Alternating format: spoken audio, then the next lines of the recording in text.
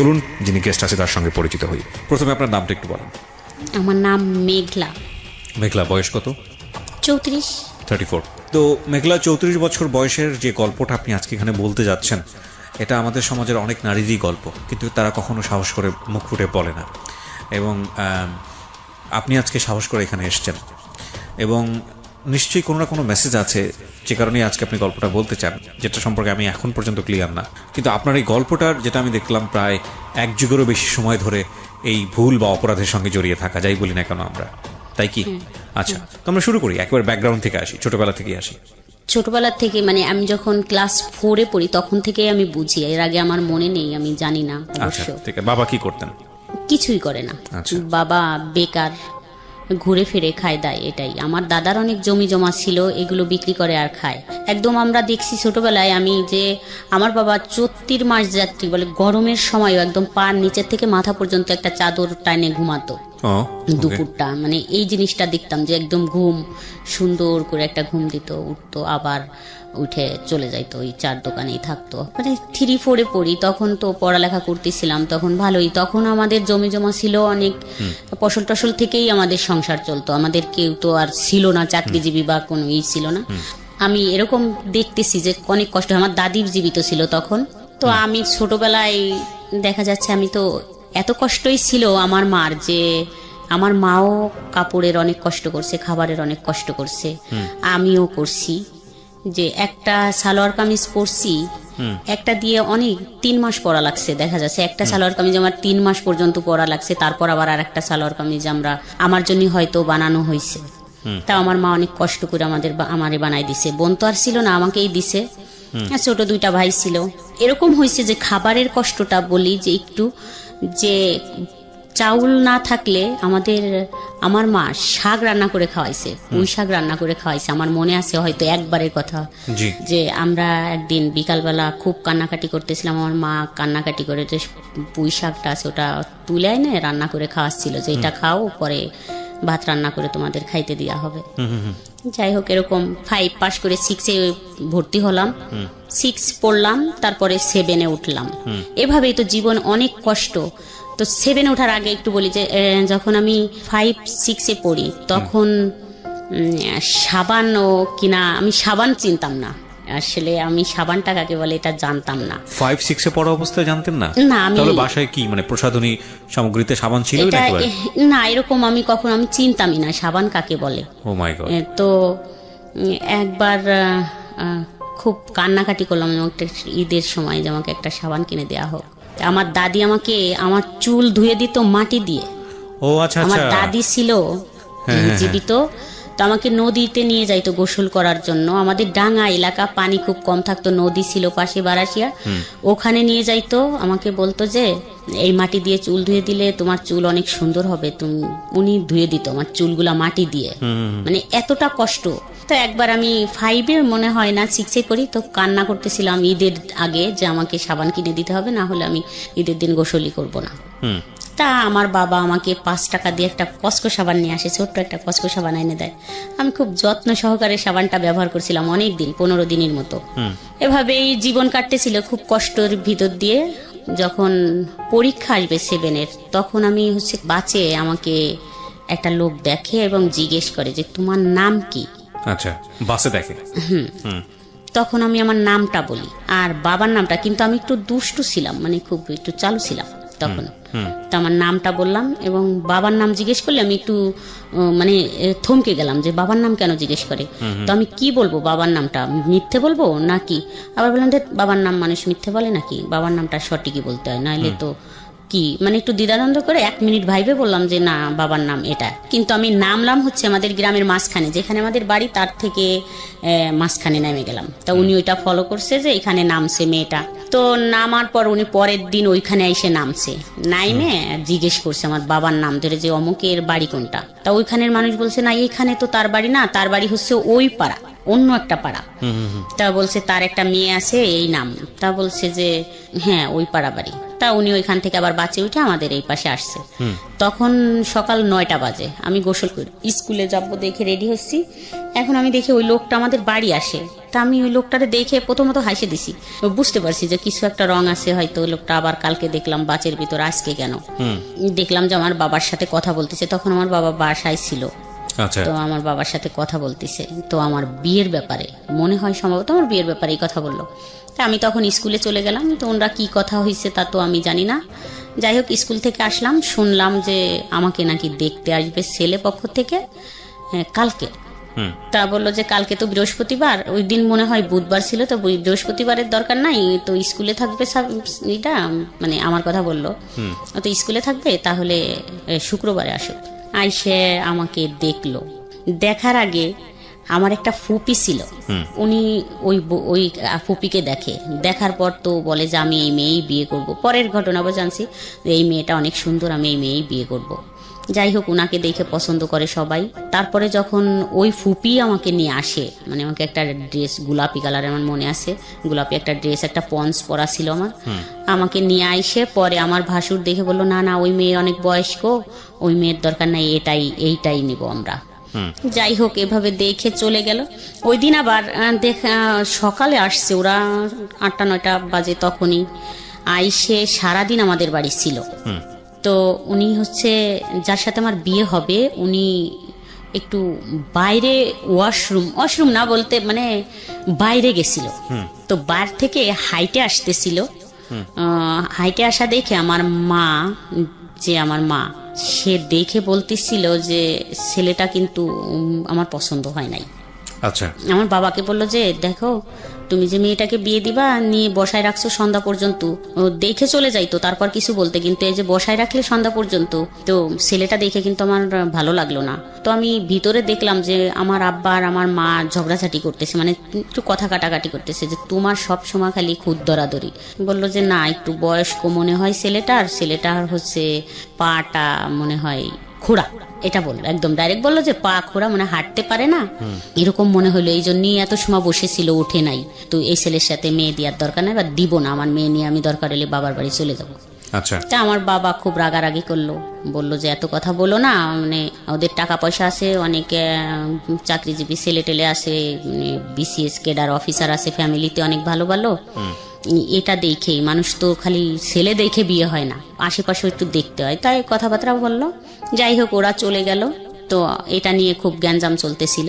তো আমাদের বাড়ির থেকে সবাই দেখতে যাবে আমার হাজবেন্ডদের বাড়ি, তো গেল আমার দাদা টাদা মানে মুরব্বী যারা এরা গেল 12-13 জন, একদম ছোট বাচ্চা টাচ্চা কাউকে নিল না আর কি, 15 বছরের নিচে কাউকে নেয়নি, তারও উপরে কাউকে নেয়নি, 20 বছর বয়সেও কাউকে নেওয়া হয়নি, শুধুই একদম মুরব্বী 12-13 জন লোক গেল দেখার জন্য।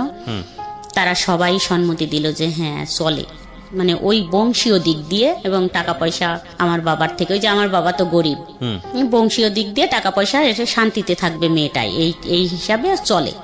সামনে সবে বরাত আসে, সবে বরাতের ভিতরে আমার বিয়ে হয়ে যায়, 15 দিনের ভিতরে আমার বিয়ে হয়ে যায়। আচ্ছা, তো আপনি কি বুঝতে পারছিলেন ওই সময়টাতে বিয়ে মানে কি? আমি যখন আমার বিয়ে ঠিক হয়ে যায়, একদম দিন পড়ে যায়, দেখা দেখির ভিতর আমি অতটা বুঝতাম না, হাসি খুশি ছিলাম, কোনো কিছুই না। কিন্তু যখন দিন পড়ে যায় তখন আমার মা ছিল না, এই রাগারাগি করে আমার নানা বাড়িতে চলে যায়। চলে গেলে যখন বিয়ের দিন আবার একটা শুক্রবারের দিন পড়লো, তা আমি গেলাম আনার জন্য আমার মাকে, যে মা আমাকে তো বিয়ে দিয়ে দিচ্ছে, তাই তুমি কেন আসবা না? তো বললো যে আমার তো এই ছেলে পছন্দ না, তুমি তোমার বাবাকে নিয়ে তোমাদের বিয়ের শাদী, তোমার দাদি আছে জীবিত, যাও তোমরা বিয়ে শাদী করো, পরে আমি আসবো। তা আমি অনেক কান্নাকাটি করলাম যে আসো। যাই হোক আমি মনে হয় এখন কি বলবো, আমার মনে হয় খুশি ছিলাম আমি। আপনি আসলে বুঝিনি খুশি কি দুঃখ কি আর কষ্ট কি? হ্যাঁ, আমি কখনো বুঝিনি যে আসলে ওখানে গেলে আমার এটাই মনে হচ্ছিল যে অনেক বড় লোক, একটু আমার অনুভূতিটা বলি যে একটু বড় লোক, তাহলে তো ভালোই, সবকিছু তো সুন্দরী, তো এখান থেকে ওখানে গেলে তো ভালোই থাকবো। আমি তো আসলে স্বামী স্ত্রী এটা ভাবিনি, আমি মনে করছি এই ফ্যামিলির থেকে ওই ফ্যামিলিতে গেলে, যেহেতু বলতেছে এত সুন্দর ঘর দরজা বাড়ি গাড়ি আছে, সবকিছু আছে, ব্যবসা করে ছেলে, অনেক টাকা আছে, তাহলে তো আমি যা চাইবো তাই পাবো। তো বিয়ের 2-3 দিন পর বিয়ে হয়ে গেল। যাই হোক আমাকে আমার বাবার বাড়ি রাখা হলো, নিল না। তো বিয়ের মনে হয় 2-3 দিন পরেই বা পরের দিন, আমার ভালো মনে নেই, অনেক দিন আগের কথা, তো সামনে রমজান একবারে ঈদেই আসলো। আসে পরে আমাকে নিয়ে গেল এখান থেকে। তো আমি খুব খুশি, একটা ভ্যান গাড়ি নিয়ে আসলো, তাতে আসলো হচ্ছে বর হলো আমার ননদের একটা ছেলের 4 বছর বয়স, একটা মেয়ের মনে হয় 7 বছর বয়স, আর একটা দেবর তখন আমার সাথে ক্লাস 7-এ পড়ে, আর একটা ননদ 5-এ পড়ে, আর একটা ননদ হচ্ছে একটু বড়, এরকম 4-5 জন পিচ্চি পাচ্চা এসে একটা ভ্যানে আমাকে নিয়ে গেল। আমি তো কান্নাও করলাম না, খুব খুশিতেই চলে গেলাম। অবশ্য আমাকে এখনো ওরা খেপায় যে একটু কান্নাও করনি কোনোদিন, এত খুশিতে চলে আসে। বুঝলে না কান্না করবেন, বুঝেনি তো নি আসলে কি হচ্ছে। সত্যি এটাই। আর আমি চলে আসলাম এখানে, আইসে আমি তো খুব খুশিতেই আছি, এখানেও খুশিতেই আছি। তো যাই হোক, ওই সময় 1 মাস পর না 2 মাস পর, আমি ভালো জানি না, আমার মনে নেই এতদিনের কথা, তখন আমার বাচ্চা কনসেপ্ট করে। তখন আপনার বয়স কত? তখন বিয়ের 1 বছর, ক্লাস 7-এ পড়বে একটা বাচ্চার বয়স 12 বছর সর্বোচ্চ। তখন মনে হয় 12 না 13 বছর। তখন আলটিমেটলি আপনি যখন বাচ্চা হলো তখন 14 বছর বয়স, 14 হয়ে গেছে। চিন্তা করেন অবস্থা। হ্যাঁ, তারপর? তবুও আমি তো খুশি, ভালোই বাচ্চা হবে, তো এটা নিয়ে ভালোই শ্বশুর বাড়ি আছি। আমার শাশুড়ি শুধু এক, আমার শ্বশুর নেই। তো আমি শ্বশুর বাড়ি যখন আমার বাচ্চা কনসেপ্ট করে 4 মাস হয়ে যায়, তখন হচ্ছে আমি একদম কন্টিনিউ শ্বশুর বাড়ি থাকা শুরু করলাম। আচ্ছা। এখন আর বাবার বাড়ি যাওয়াটা খুব কমই যাইতাম। ওই বাচ্চা কনসেপ্ট করার পর কিছু খাইতে পারতাম না, শুধু শুকনো মরিচ আর ভাত খাইতাম, খাইতে পারতাম না। আচ্ছা। 1 বছর পরে আমাদের একটা দোকান হয়, এখানে আমরা চলে আসি। এর মাঝখানে তো ভালোই একটু বুঝতাম না, ভালোই কাটলো। তো যখন আসলাম, তখন আসার পরে এক আপা ছিল, ওই আপা গল্প করতো তার স্বামী স্ত্রীর বিষয় নিয়ে। তো স্বামী স্ত্রীর বিষয় নিয়ে গল্প করে ওটা আমি শুনতাম, শুনতে শুনতে মানে আমার মাথাটা এমন হইলো যে আমি একটু জিজ্ঞেস করি আমার হাজবেন্ডকে যে তাহলে আমাদের বিষয়গুলো কি। আচ্ছা। তো একদিন আমি জিজ্ঞেস করলাম যে আসলে এটা তো ঠিক না। তো দেখলাম চুপ থাকে, কথা বলে না। এটা সংসার কত বছর হওয়ার পরে? 6 বছর। 6 বছর গেছে, আপনি আসলে কিছুই বুঝতেন না বিষয়টার। এর মধ্যে একটা বাচ্চা চলে এসছে, একটা বিষয় আপনি আপনার প্রতিবেশী কারো কাছ থেকে জেনেছেন, জানার পরে মনে হয়েছে যে আপনার হাজবেন্ডের ভেতরে বা আপনাদের যে কনজুগাল রিলেশনশিপ, মানে আপনাদের যে স্বামী স্ত্রী সম্পর্ক, সেটা 8-10টা স্বাভাবিক সম্পর্কের মতো না। এবং সেই জায়গাটা থেকে আপনি আপনার হাজবেন্ডকে কোয়েশ্চেন করেছেন যে তাহলে এটা কি। তো মানে এটা যদি আপনার কানে না আসতো পাড়ার প্রতিবেশীর কাছ থেকে, তাহলে আলটিমেটলি আপনি জীবনে হয়তো কোনোদিন বুঝতেও পারতেন না যে এটা একটা সমস্যা, মানে আপনাদের মধ্যে যেটা আছে। আমার কাছে তাই মনে হয় যে উনি তো কখনো বুঝতামই না, মনে হয় যে এটা কোনো সমস্যা হতে পারে। তারপর জিজ্ঞেস করার পরে ওনার রিপ্লাই কি ছিল?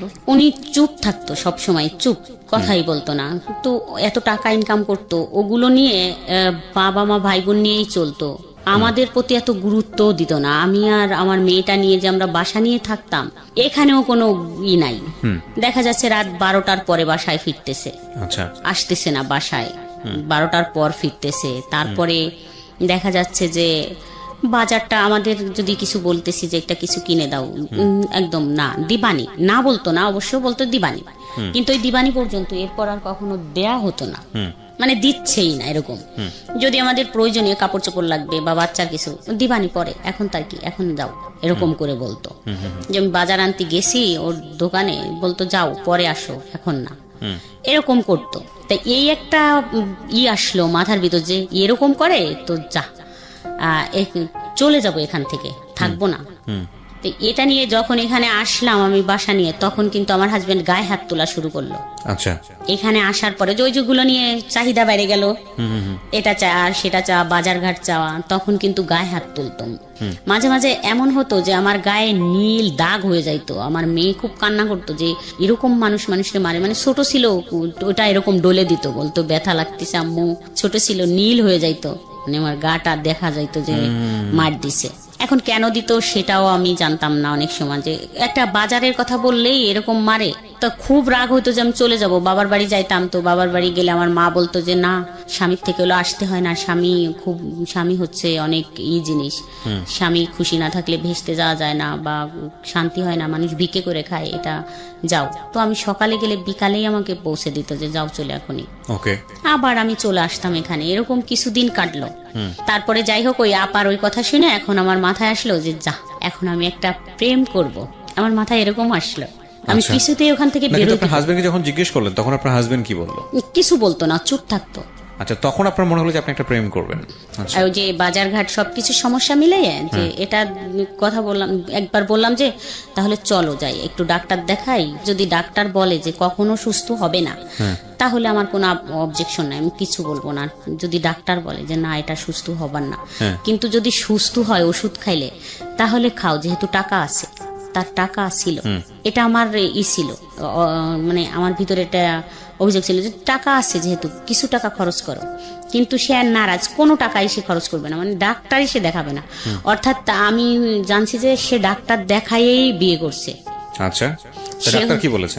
ডাক্তার দেখাইয়েই বিয়ে করছে। ডাক্তার বলছে যে আপনি দ্রুত বিয়ে করে ফেলেন, না হলে আপনার আরো সমস্যা হবে, যা কখনোই ভালো হওয়া সম্ভব না। ওকে ওকে, যে কারণে সে এরকম বিয়েটা করেছে। এবং আরেকটা বড় বিষয় যেটা হচ্ছে যে এইরকম একটা পরিবার, ওনার তো মোটামুটি সম্পদশালী ছিলেন আপনাদের তুলনায়, এবং এত ছোট একটা বাচ্চাকে তার বিয়ে করার প্রশ্নই ওঠে না। আপনার সাথে আপনার হাজবেন্ডের বয়সের পার্থক্য কত? 19 বছর।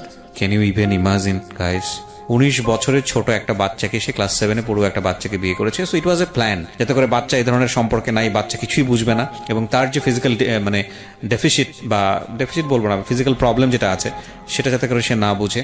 এবং এটা খুব টেকনিক্যালি উনি খুব সুন্দরভাবে এটাকে মেনটেন করেছেন। ফরচুনেটলি আর আনফরচুনেটলি যাই বলি না কেন, এই ভদ্রমহিলা সংসার করার 6 বছর 7 বছর পরে গিয়ে সে বুঝতে পেরেছে, তাও অন্যের প্রতিবেশীর কোনো এক ভদ্রমহিলার কথা শুনে, মানে তাদের মধ্যে যেসব বিষয় নিয়ে যখন 4-5 জন মহিলা একসঙ্গে আলাপ আলোচনা করতেন, ডিসকাশন করতেন, ওই সময়টাতে উনি বুঝতে পারেন যে কি রে, ব্যাপারগুলো তো আমাদের মধ্যে এরকম না। তো সামহাও এটা নিয়ে তার হাজবেন্ডকে যখন তিনি চার্জ করেছেন তখন হাজবেন্ড সাইলেন্স ছিল। শুধু এটাই সমস্যা ছিল না, ওনার কথা অনুযায়ী আরো যে সমস্যাগুলো, সেটা হচ্ছে যে যেভাবে টেক কেয়ার করা উচিত, উনি প্রচুর পয়সা কামাতেন, সেভাবে টেক কেয়ার তিনি করতেন না। আচ্ছা, তারপরে আপনি নিজে থেকে একটা ডিসিশন নিয়ে ফেললেন যে না আমি প্রেম করব। প্রেম তো আসলে করবো এরকম বা করবো এরকম একটা প্ল্যান করে হয় না, এটা মানুষের জীবনে আসে, কিন্তু আপনি প্ল্যান করছিলেন যে না আমার একটা প্রেম করা উচিত। যাই হোক, তারপর মানে আমাকে খুব মারে আর এবং শ্বশুর বাড়ি নিয়ে যায়, যাই হোক একটা কারণে নিয়ে যায় মারে আমাকে। আমরা যেখানে বাসায় ভাড়া থাকি সেখান থেকে আমার শ্বশুর বাড়ি আমাকে নিয়ে যাওয়া হয় ডাইকে, নিয়ে যায় ওখানে যায় আমাকে আমার ভাসুর বলে যে এই কথাটা কে বলছে তোমাকে, সেটা বলে একটা কথা ছিল, কিন্তু আমি বলতে চাচ্ছিলাম না দেখে ওরা ওই ভাসুর দাঁড়ায় থাকে এবং আমার হাজবেন্ড আমাকে খুব মারে। তো মারলে ওই দিন আমাকে যখন নিয়ে আসে আমাদের বাসার থেকে, সেদিন আমার বাচ্চা দুইটা আমার বাসায় ছিল এবং আমাকে নিয়ে যায়। নিয়ে যাওয়ার পরে আমি পথেই ভাবতেছিলাম যে আমার কপালে আজকে কষ্ট আছে, কিন্তু যদি এরকম কিছু হয় বিনা অপরাধে আমাকে যদি মারে তাহলে আমি আর এই দুটা নাম থাকবে না। আমার হাজবেন্ড আর আমার নামটা মনে মনে ভাবে বললাম যে এই দুটা নাম পাশাপাশি থাকবে না, এর সাথে এই নাম দুইটা ডিলেট হয়ে যাবে, কিন্তু একটা নাম পাশাপাশি বসবে। তো যাই হোক ওখানে যে এরকম কিছুই ঘটলো। তারপরে তো আইসে ভাবতে শুরু করলাম যে আমি এমন একটা ছেলের সাথে রিলেশন করব যে সে গুন্ডা হবে, মানে যাতে করে আপনি প্রতিশোধ নিতে পারেন। হ্যাঁ, আমি প্রতিশোধ বলতে আমি যদি বলি যে ওকে মাইরে ফেলো, যাতে মাইরে ফেলে আমাকে নিয়ে যাইতে পারে, মানে সে খুব ক্ষমতাশালী হোক, এরকম ভাবতাম যে আমি যা বলবো সে তাই শুনবে। আমাকে নিয়ে গেলে আমার হাজবেন্ডরা তো অনেক প্রভাবশালী, মানে ক্ষমতার দিক দিয়ে টাকার দিক দিয়ে না থাকলেও যাতে এইটা সে ট্যাকেল দিতে পারে। আচ্ছা, এখানে একটা বিষয় খেয়াল রাখবেন, আমি সবসময় যে কথাটা বলি আপনাদেরকে সেটা হলো প্রত্যেকটা অপরাধ কিংবা ভুলের পেছনে একটা নির্দিষ্ট কারণ থাকে, এবং এই কারণ ছাড়া কখনোই ভুল বা অপরাধের জন্ম হয় না। যেমন ধরুন ভদ্রমহিলা এখন গল্পের যে জায়গাটিতে আছে সেই জায়গাটি থেকে যদি একটা টার্ন নেয় এরকম ভাবে যে না একসময় সে এরকম একটা সম্পর্ক করলো এবং তার হাজবেন্ডকে মেরে ফেললো। আমরা গণমাধ্যমে, পত্রপত্রিকায়, মিডিয়াতে যেসব জিনিস আমরা দেখি যে একটা ঘটনা একেবারে যখন এক্সট্রিম পর্যায়ে চলে যায় তখন সেটা চলে আসে। যেমন ধরেন কিছুদিন আগে এরকম একটা খবর আপনারা হয়তো সোশ্যাল মিডিয়াতে দেখেছেন যে একজন ভদ্রমহিলাকে অ্যারেস্ট করা হয়েছে, পুলিশ অ্যারেস্ট করেছে, এবং সে অ্যারেস্ট করার সঙ্গে সঙ্গে জবানবন্দি দিয়েছে যে সে তার হাজবেন্ডকে ঠান্ডা মাথায় খুন করেছে, খুন করে ওয়ার্ড ড্রয়ারে রেখে দিয়েছিল 6 দিন বা 7 দিন। এখন এইটা ডিরেক্টলি যখন একটা পত্রপত্রিকা বা মিডিয়াতে চলে আসে তখন আপনি শুধু এটুকুই জানেন কি করেছে, মহিলাটা তার হাজবেন্ডকে খুন করেছে এবং মহিলা দেখা যাচ্ছে কানতে কানতে সেটা সে একটা স্টেটমেন্ট দিচ্ছে কি যে আমি আমার হাজবেন্ডকে খুন করেছি, খুন করে তাকে একেবারে ড্রয়ারে রেখে আমি অফিসে করেছি। ভদ্রমহিলা গার্মেন্টসে কাজ করে, অফিস করে এসে 2 দিন যাবত সে অফিস করেছে, তারপরে গিয়ে এসে ধরা পড়েছে। তো আপনি তখন মহিলাটাকে কি ভাববেন? নিঃসন্দেহে খারাপ ভাবেন। ইনফ্যাক্ট এটা খারাপ কাজ, ভয়ঙ্করতম খারাপ কাজ, অপরাধ করেছে, সে শাস্তি পাওয়ার যোগ্য। কিন্তু যখন আপনি স্টোরিতে যাবেন, বিহাইন্ড দ্য স্টোরিতে যাবেন, আপনি হয়তো এই যে এইরকম যদি একটা স্টোরি থাকে যে গায়ে হাত তুলেছে, 6-7 বছর ক্লাস 6-7-এ পড়া অবস্থায় তাকে বিয়ে করেছে এবং বিয়ে করে তাকে 6-7 বছর ফিজিক্যালি টর্চার করেছে, এবং এক পর্যায়ে গিয়ে যখন সবকিছু সে জানতে পেরেছে তখন আলটিমেটলি তাকে কিভাবে দমানো যায় সেজন্য পাশবিক নির্যাতন করছে, এবং তারপরে এরকম একটা ঘটনা ঘটে গেছে। সো আমি সবসময় বলি যে রেজাল্ট দেখে কখনোই উত্তেজিত হওয়া উচিত না। বা একটা ডিসিশন নিয়ে ফেলা উচিত না যাতে করে আরেকটা ভুল হওয়ার সম্ভাবনা থাকে। সবসময় বিহাইন্ড দ্য স্টোরিতে যাওয়া উচিত, আমি মনে করি এটা। হ্যাঁ, ডেফিনেটলি আইন নিজের হাতে তুলে নিলে তো সেক্ষেত্রে নিজের শাস্তি পেতেই হবে, এবং সেক্ষেত্রে কেউই রেহাই পায় না। যাই হোক, বলেন তারপর কি হলো? এগুলো ভাবতেছি, মানে ভাবতে তো আর সময় লাগবে, সম্পর্ক হইতেও তো সময় লাগে, এরকম তো প্রতিশোধ নিতে হবে। প্রতিশোধ মানে আমার এখান থেকে বেরোইতে হবে, এটাই ছিল যে আমি তো আমার বাবা মার কাছে যাচ্ছি। ওরা তো ওই যে আমার হাজবেন্ডের টাকায় কিন্তু আমার বাবার বাড়ি চলছে। এখানে আরেকটু বলি যে আমার যেই 3টা ভাই, এরা তো বড় হয়ে গেল আস্তে আস্তে। তো ওই যে আমার বাবা তো কাজ করে না কিছু, তো আমার হাজবেন্ড আবার আমার মাকে খুব হাত করছে, মানে এখান থেকে কিছু টাকা পয়সা ওখানে দেয়, যেটা একটু সংসার চলে, হয়তো মাসে 2-3 হাজার বা 5 হাজার টাকা দিল, দিয়ে তাদের একটু চলতেছে। এই জন্য হচ্ছে আমার হাজবেন্ডের সাপোর্ট নিত। আচ্ছা, মানে আপনার সাপোর্ট নিত না? আপনার না, কখনোই আমার সাপোর্ট তো তারা কখনো নেয়নি বা নেয় না। সব সময় বলে যে ও ভালো মেয়ে না, ও ভালো না, ও ভালো না, এরকম করে বলে। পরে এসে দেখা যাচ্ছে আমার আবার একটা বাচ্চা কনসেপ্ট করলো, তো সেখানে আমার একটা ছেলে হয়। আচ্ছা, তো ছেলে হওয়ার পরে আমার হাজবেন্ড আবার এই সময়, ছেলের যখন 5-7 মাস বয়স, তো তখন আমার হাজবেন্ড আবার পাগল হয়ে যায়, মানে ব্রেন শর্ট হয়ে যায় ওর। আচ্ছা, তো 9 মাস থাকে একটা না এইভাবে পাগল অবস্থায়। তো আমি ছোট বাচ্চা নিয়ে ওনাকে খুব কষ্ট করে সুস্থ করে তুলি, 9 মাস পর্যন্ত লাগে। উনি তখন হচ্ছে পুলিশ দেখলে ভয় পাইতো বা আর্মি দেখলে ভয় পাইতো। এটা যাই হোক, এরকম করে আমি সুস্থ করে আবার দোকানে ফিরাই আনি। ওখানে আমি খুব শক্তভাবে দাঁড়াই। তখন থেকে আমি একটু বাইরে বেরোনো শুরু হয়ে গেল, রাস্তাঘাটে, বাজার টাজারে। আর আমার ছেলেটা দেখার পরে আমার হাজবেন্ড আবার একটু চেঞ্জ হয়ে গেল। আচ্ছা, তখন ছেলে হওয়ার পরে খুব বাজার টাজার আর কষ্ট টষ্ট দিত না, খাওয়া দাওয়ার তখন থেকে যে বাজারটা চাইলেই দিত, ওগুলো খুবই করতো, টেক কেয়ার করা শুরু করলো। তখন আবার একটু হলো, কিন্তু আমার মনের ভিতর ওটাই হয় যে আমি ভালো একটা ছেলে পেলে সম্পর্ক করে এখান থেকে চলে যাব। এটা কিন্তু আমি ভুলিনি, মনে মনে রাইখেই দিছি। তো এইভাবে আরো কিছুদিন চলে যায়, যার পরে আমার হাজবেন্ডও সুস্থ হইলো। আর আমারও আবার একটা টিউমার হয় পেটে, সেটার অপারেশন হয়, আমিও সুস্থ হই। যাই হোক, আমার ছেলে মেয়ে দুইজনই মানে লেখাপড়া, মানে ছেলের বয়স 3 বছর হয়ে যায়, লেখাপড়া করানোর মতো সময় এসে যায়। তো মেয়ে হচ্ছে তখন 3তে পড়ে মনে হয় মেয়েটা। তখন আমাদের এই বাসার পাশে এক বাসায় একটা ছেলে আসে। ছেলেটা হাফেজ 30 পাড়ার, আর এসএসসি পরীক্ষা দেবে বোধ হয় তখন। তো আসে ও পড়াতো, আরবি পড়াতো, পাশে আর 2-3টা বাচ্চাকে পড়াতো। তাই ওই ভাবি আমাকে একদিন ডাইকে বললো যে, ভাবি আপনার মেয়েকে পড়াবেন, তো একটা ছেলে আরবি পড়ায়, তো কোরআন শরীফটা তাড়াতাড়ি শিখে যাবে, তো পড়ান। বললাম আচ্ছা ঠিক আছে, কখন পড়ায়? বিকালে। বললাম ঠিক আছে, কালকে থেকে পড়বে। তা ও বলে দিল ছেলেটাকে, আর আমার মেয়েটাকেও আমি দিয়ে আসলাম। আচ্ছা, তো মেয়ে পড়তে যায় দেখে ছেলেও বলে যে আমিও যাব, ও পড়তে যায়। একদিন ওই ছেলের নাক ধরে হচ্ছে টান দিছে এরকম। আচ্ছা, ওই ছেলেটা যে পড়ায়, টান দিলে নাকটা মনে হচ্ছে ভেঙে গেছে এরকম। তো আমি পরের দিন দেখে বললাম নাকে কি হয়েছে? তা বললো কি, হুজুর আমার নাক ধরে টান দিছে, তাই এরকম হয়ে গেছে।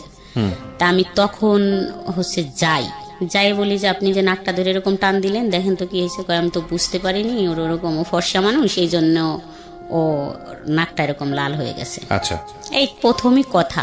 তারপরে যাই হোক, ও ওখানে পড়াচ্ছে। ওই ভাবির হাজবেন্ড হচ্ছে চাকরি করে, দুপুরি বাসায় আসে, তো 4-5টা বাচ্চা চিল্লাচিল্লি, ইনার একটু ডিস্টার্ব হয়। তা আমাকে একদিন বললো যে, ভাবি আপনাদের ঘর তো ফাঁকা থাকে, কেউ থাকে না, তা আপনার ঘরে যদি পড়ায় তাহলে একটু ভালো হয়। আপনার ভাই তো এসে একটু দুপুরে ঘুমাইতে পারে না, শুইতে পারে না, ওরা বাচ্চারা পড়ে, অত 4-5টা বাচ্চা চিল্লাচিল্লি। তা আমি বললাম ঠিক আছে, কোরআন শরীফ পড়বে তো পড়াক।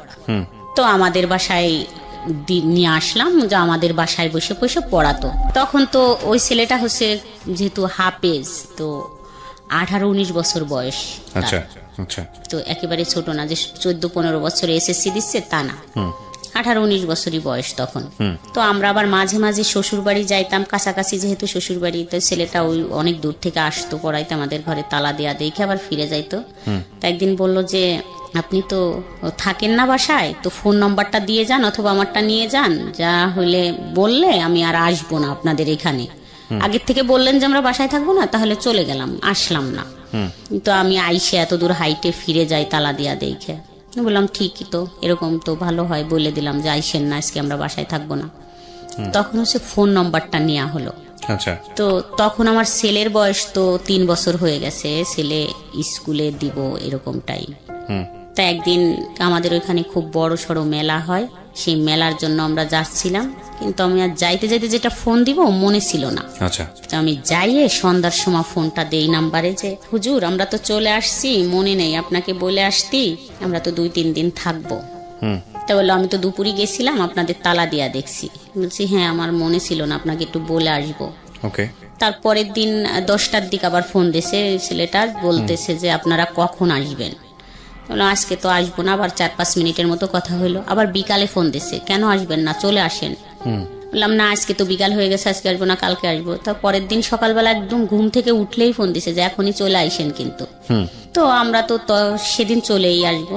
আসার পর এরকম ফোনে কথা বলাটা আস্তে আস্তে শুরু হলো এই ছেলেটার সঙ্গে। হ্যাঁ। আচ্ছা। কথা বলতে বলতে তো এই ফোন দেয়, আমাদের বাসায়ও তো 2-3 ঘন্টা থাকে পড়ায়, টাইমটা দুপুর থেকে বিকাল পর্যন্ত থাকে। আবার বিকালে চলে যাচ্ছে, যাওয়ার পর আবার ফোন দিচ্ছে, কি করতেছেন, বলতাম যে কি ব্যাপার ফোন, তো কথা বললে কি হয় এরকম। যাই হোক আস্তে আস্তে আগালাম যে ঠিক আছে, তো একটু দুষ্টামি করি কথা বলতেছে যখন।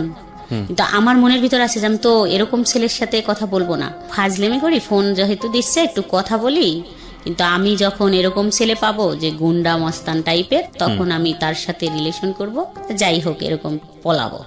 তো এর সাথে কথা বলতেছি বলি, তো 1 মাস পর বাদ দিয়ে দেবো, এরকম মনে হইলো তখন যে 1 মাস পর বাদ দিয়ে দেবো কথা বলা। তো আমি 1 মাস কথা বললাম, রেগুলার প্রতিদিন কথা হইতো, সন্ধ্যার পর 1-1.5 ঘন্টা, তারপরে দিনে 2-3 বার। কি বলতেন 1-1.5 ঘন্টা একটা অচেনা অপরিচিত মানুষ? জানি না কি কথা হইতো, এরকম 1-1.5 ঘন্টা কথা হইতো। যাই হোক 1 মাস পর যখন ভাবলাম যে এটা তো ভালো না, যেহেতু আমি বিবাহিত, আমি বললাম যে আমি তো বিবাহিত আর তুমি ছোট মানুষ, এটা ঠিক না। আপনার চেয়ে ছোট ছিল বয়সে? হ্যাঁ আমার থেকে একটু ছোট ছিল। একটু বলতে কত বছরের ছোট? 6 বছরের। 6 বছর, এটা একটু না ভালোই ছোট। হ্যাঁ। তারপরে বললাম যে না কথা বলো না, তুমি ছোট মানুষ আর আমি তো বিবাহিত, যাই হোক কথা বলার দরকার নাই। কিন্তু সে বলল যে না, কথা না বললে বাঁচবো না, তো মরে যাব। ওকে। সে জানতো যে আপনি তার চেয়ে বয়সে বড়? হ্যাঁ, বাচ্চা 2টা আমাদের বাসায় আসতো, পড়াইতো তো। না ঠিক আছে, কিন্তু বয়সে বড়টা তো জানতো। হ্যাঁ। তারপরে তো বললাম না এটা কি বলো, এরকম কি সম্ভব নাকি কথা বলা। ওকে আপনি করে বলতো? হ্যাঁ তখন আপনি করে বলতো। হ্যাঁ। 3 মাস যখন কথা বলা হয়, 3 মাস পরে তা আমাদের ফান টান করতেন, ফাজলামো করতেন, মানে কথার মধ্যে ফাজলামো করা, এই যে ও যে বললো না বললে মরে যাবো মুখ টমুক, এগুলো কি ফান করে বলেছে, মজা করেছে? না কখনো এরকম মজা করে বলেনি, ঘুমের ট্যাবলেট খাবো এটা সেটা সিরিয়াসলি বলতো। আরে আপনি কি তাকে কোনো প্রকার লাই দিয়েছিলেন, মানে সুযোগ দিচ্ছিলেন যে কোনোভাবেই হোক আপনার প্রতি এরকম কোনো সুযোগ কি দিচ্ছিলেন? এরকম বুঝিনি এরকম সুযোগ, কিন্তু ভালো লাগতো। আচ্ছা, কথা বলতে ভালো লাগতো, ঠিক আছে, দেখতেও ভালো লাগতো। ওকে। এবং আপনার যে ভালো লাগতো এটা কেউ বুঝতো? হ্যাঁ। ওকে ঠিক আছে, তাহলে তো ঠিকই আছে, ও ওর জায়গা থেকে যেভাবে ফলিং হওয়ার কথা সেভাবেই হয়েছে। তারপর 3 মাস পর কথা বলার, আমাদের ওখানে একটা অনুষ্ঠান হচ্ছিল, গানের অনুষ্ঠান, ঢাকা থেকে অনেক শিল্পী টিল্পী গেছিল। অবশ্য সেদিন প্রথম বলল যে এখানে যাওয়া যাবে না, যেহেতু ও হুজুর, মানে ও তো হাফেজ ছিল 30 পাড়ার। তো আমি একটু যেহেতু এরকম সাজুগুজু করতাম, এইগুলো থেকে শুরু করলো যে না এরকম সাজা যাবে না, বোরখা পরে চলতে হবে বা মুখ টুক ঢাকতে হবে, পর্দা করতে হবে, নামাজ পড়তে হবে। তো নামাজে ফুল ফিট চলে আসলাম, 5 ওয়াক্ত নামাজ পড়া। তো পর্দা করতে হবে, পর্দার জন্য খুবই দিল যে পর্দা করতে হবে, মুখ খুলে কারো সামনে যাওয়া যাবে না কোনো ছেলে মানুষের, আর ওইখানে গানে তো যাওয়াই যাবে না এবং বাচ্চাদেরও যাইতে দেওয়া যাবে না। বললাম ছোট বাচ্চা, এত বড় অনুষ্ঠান, সবাই তো চলে যাচ্ছে, নিয়ে যাক। তা পাশের এক ভাবি এসে বলল যে ভাবি যাবেন না? বললাম যাবো তো, আমি তো একটু কাজ করব, তো যাবো একটু পরে, আপনি বাবুদের নিয়ে যান। তা ওই ভাবি দুজনেই নিয়ে গেল, ছেলে এবং মেয়েকে নিয়ে গেল। নিয়ে যাওয়ার পরে ওরা ওইখানে দেখতেছে অনুষ্ঠান, কিন্তু ও ছেলেটা আমাদের বাসায় আসলো তো দেখার জন্য যে আমি গেছি কিনা। কোন ছেলেটা? যে ছেলেটা পড়ায়? হ্যাঁ, যে ছেলেটা পড়ায়, ওই ছেলেটা আমাদের বাসায় আসলো। আসার পরে দেখলো যে আমি কাজ করতেছি, যাইনি। তো আমাদের ঘরে আসলো, তখন ওই পাড়ার মানে কেউই বাচ্ছিল না, সবাই গেছিল, শুধু আমি যাইনি। মানে মোটামুটি পাড়া ফাঁকা, ঘর ফাঁকা। আপনার হাজবেন্ড দিনের বেলা কোথায় থাকতো? দোকানে বিজনেসের কাজে ব্যস্ত থাকতো। হ্যাঁ, আমাদের দোকান আছে, তো সকাল 8টায় চলে যায় আর রাত 11টায় আসে। এর মাঝখানে কোনো খোঁজ খবর নাই? না। আসতো না। এটা কি আপনার এই যে ছেলেটা পড়াতো বাড়িতে এও জানতো বিষয়টা? হ্যাঁ। তারপরে আসলো, বসলো, তো কথা বলতেছিলাম আমরা ঘরের ভিতরেই। তো প্রথম জড়াই ধরলাম আমি, মানে বসে আছে এমনি যায় জড়াই ধরলাম 3 মাস পর কথা বলার। তারপরে তো ও মাথা নিচু করে বসে আছে, ভয় পাচ্ছিলাম আমিও। তারপরে ও বলল যে ঠিক আছে তুমি যাবা না ওখানে গান শুনতে, ওটা ভালো জিনিস না, তুমি থাকো, তাহলে আমি চলে যাই। তো চলে গেল।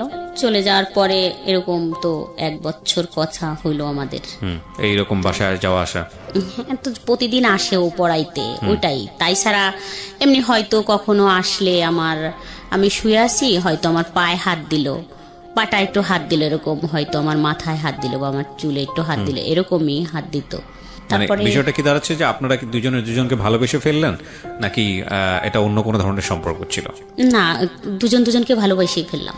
মানে এরকম হইলো যে আমি তো কান্না করতাম আর বলতাম যে এরকম আমি তো ভাবছি যে আমি এরকম একটা ছেলেকে ভালোবাসবো, আমি তো থাকবো না এখানে। তা ও বলতো যে ঠিক আছে আমি তোমাকে ওখান থেকে নিয়ে যাব, আর রাখবো না ওখানে, মানে আমার একটু সময় দাও, আমি নিয়ে যাব। এরকমই কথা চলতো। মানে আপনার এই অতীত জীবন সম্পর্কে বা আপনার সংসার জীবন সম্পর্কে আপনি তাকে বলতেন, শেয়ার করতেন? বলতাম। তারপরে তো এরকম 1 বছর কথা হলো, ও ম্যাট্রিক পাশ করলো। এখন ওদের বাসার থেকে তো ওকে বলে যে চাকরি বাকরি করো, তো বসে থাকা যাবে না। তো একবার ঢাকায় আসতো, কান্নাকাটি করতো, আমি থাকতে পারি না, তোমাকে থুয়ে থাকতে পারি না, এরকম বলতো। তারপরে যখন এরকম কিছু হয় তখন আমি কখনো তো কোনো ছেলের সাথে এইভাবে মিশিনি। আমার ক্লাস 7 থেকে বিয়ে হয়ে যায়, আমি তো আমার হাজবেন্ডের সাথেই থাকতাম একসাথে এখানে বাসায়।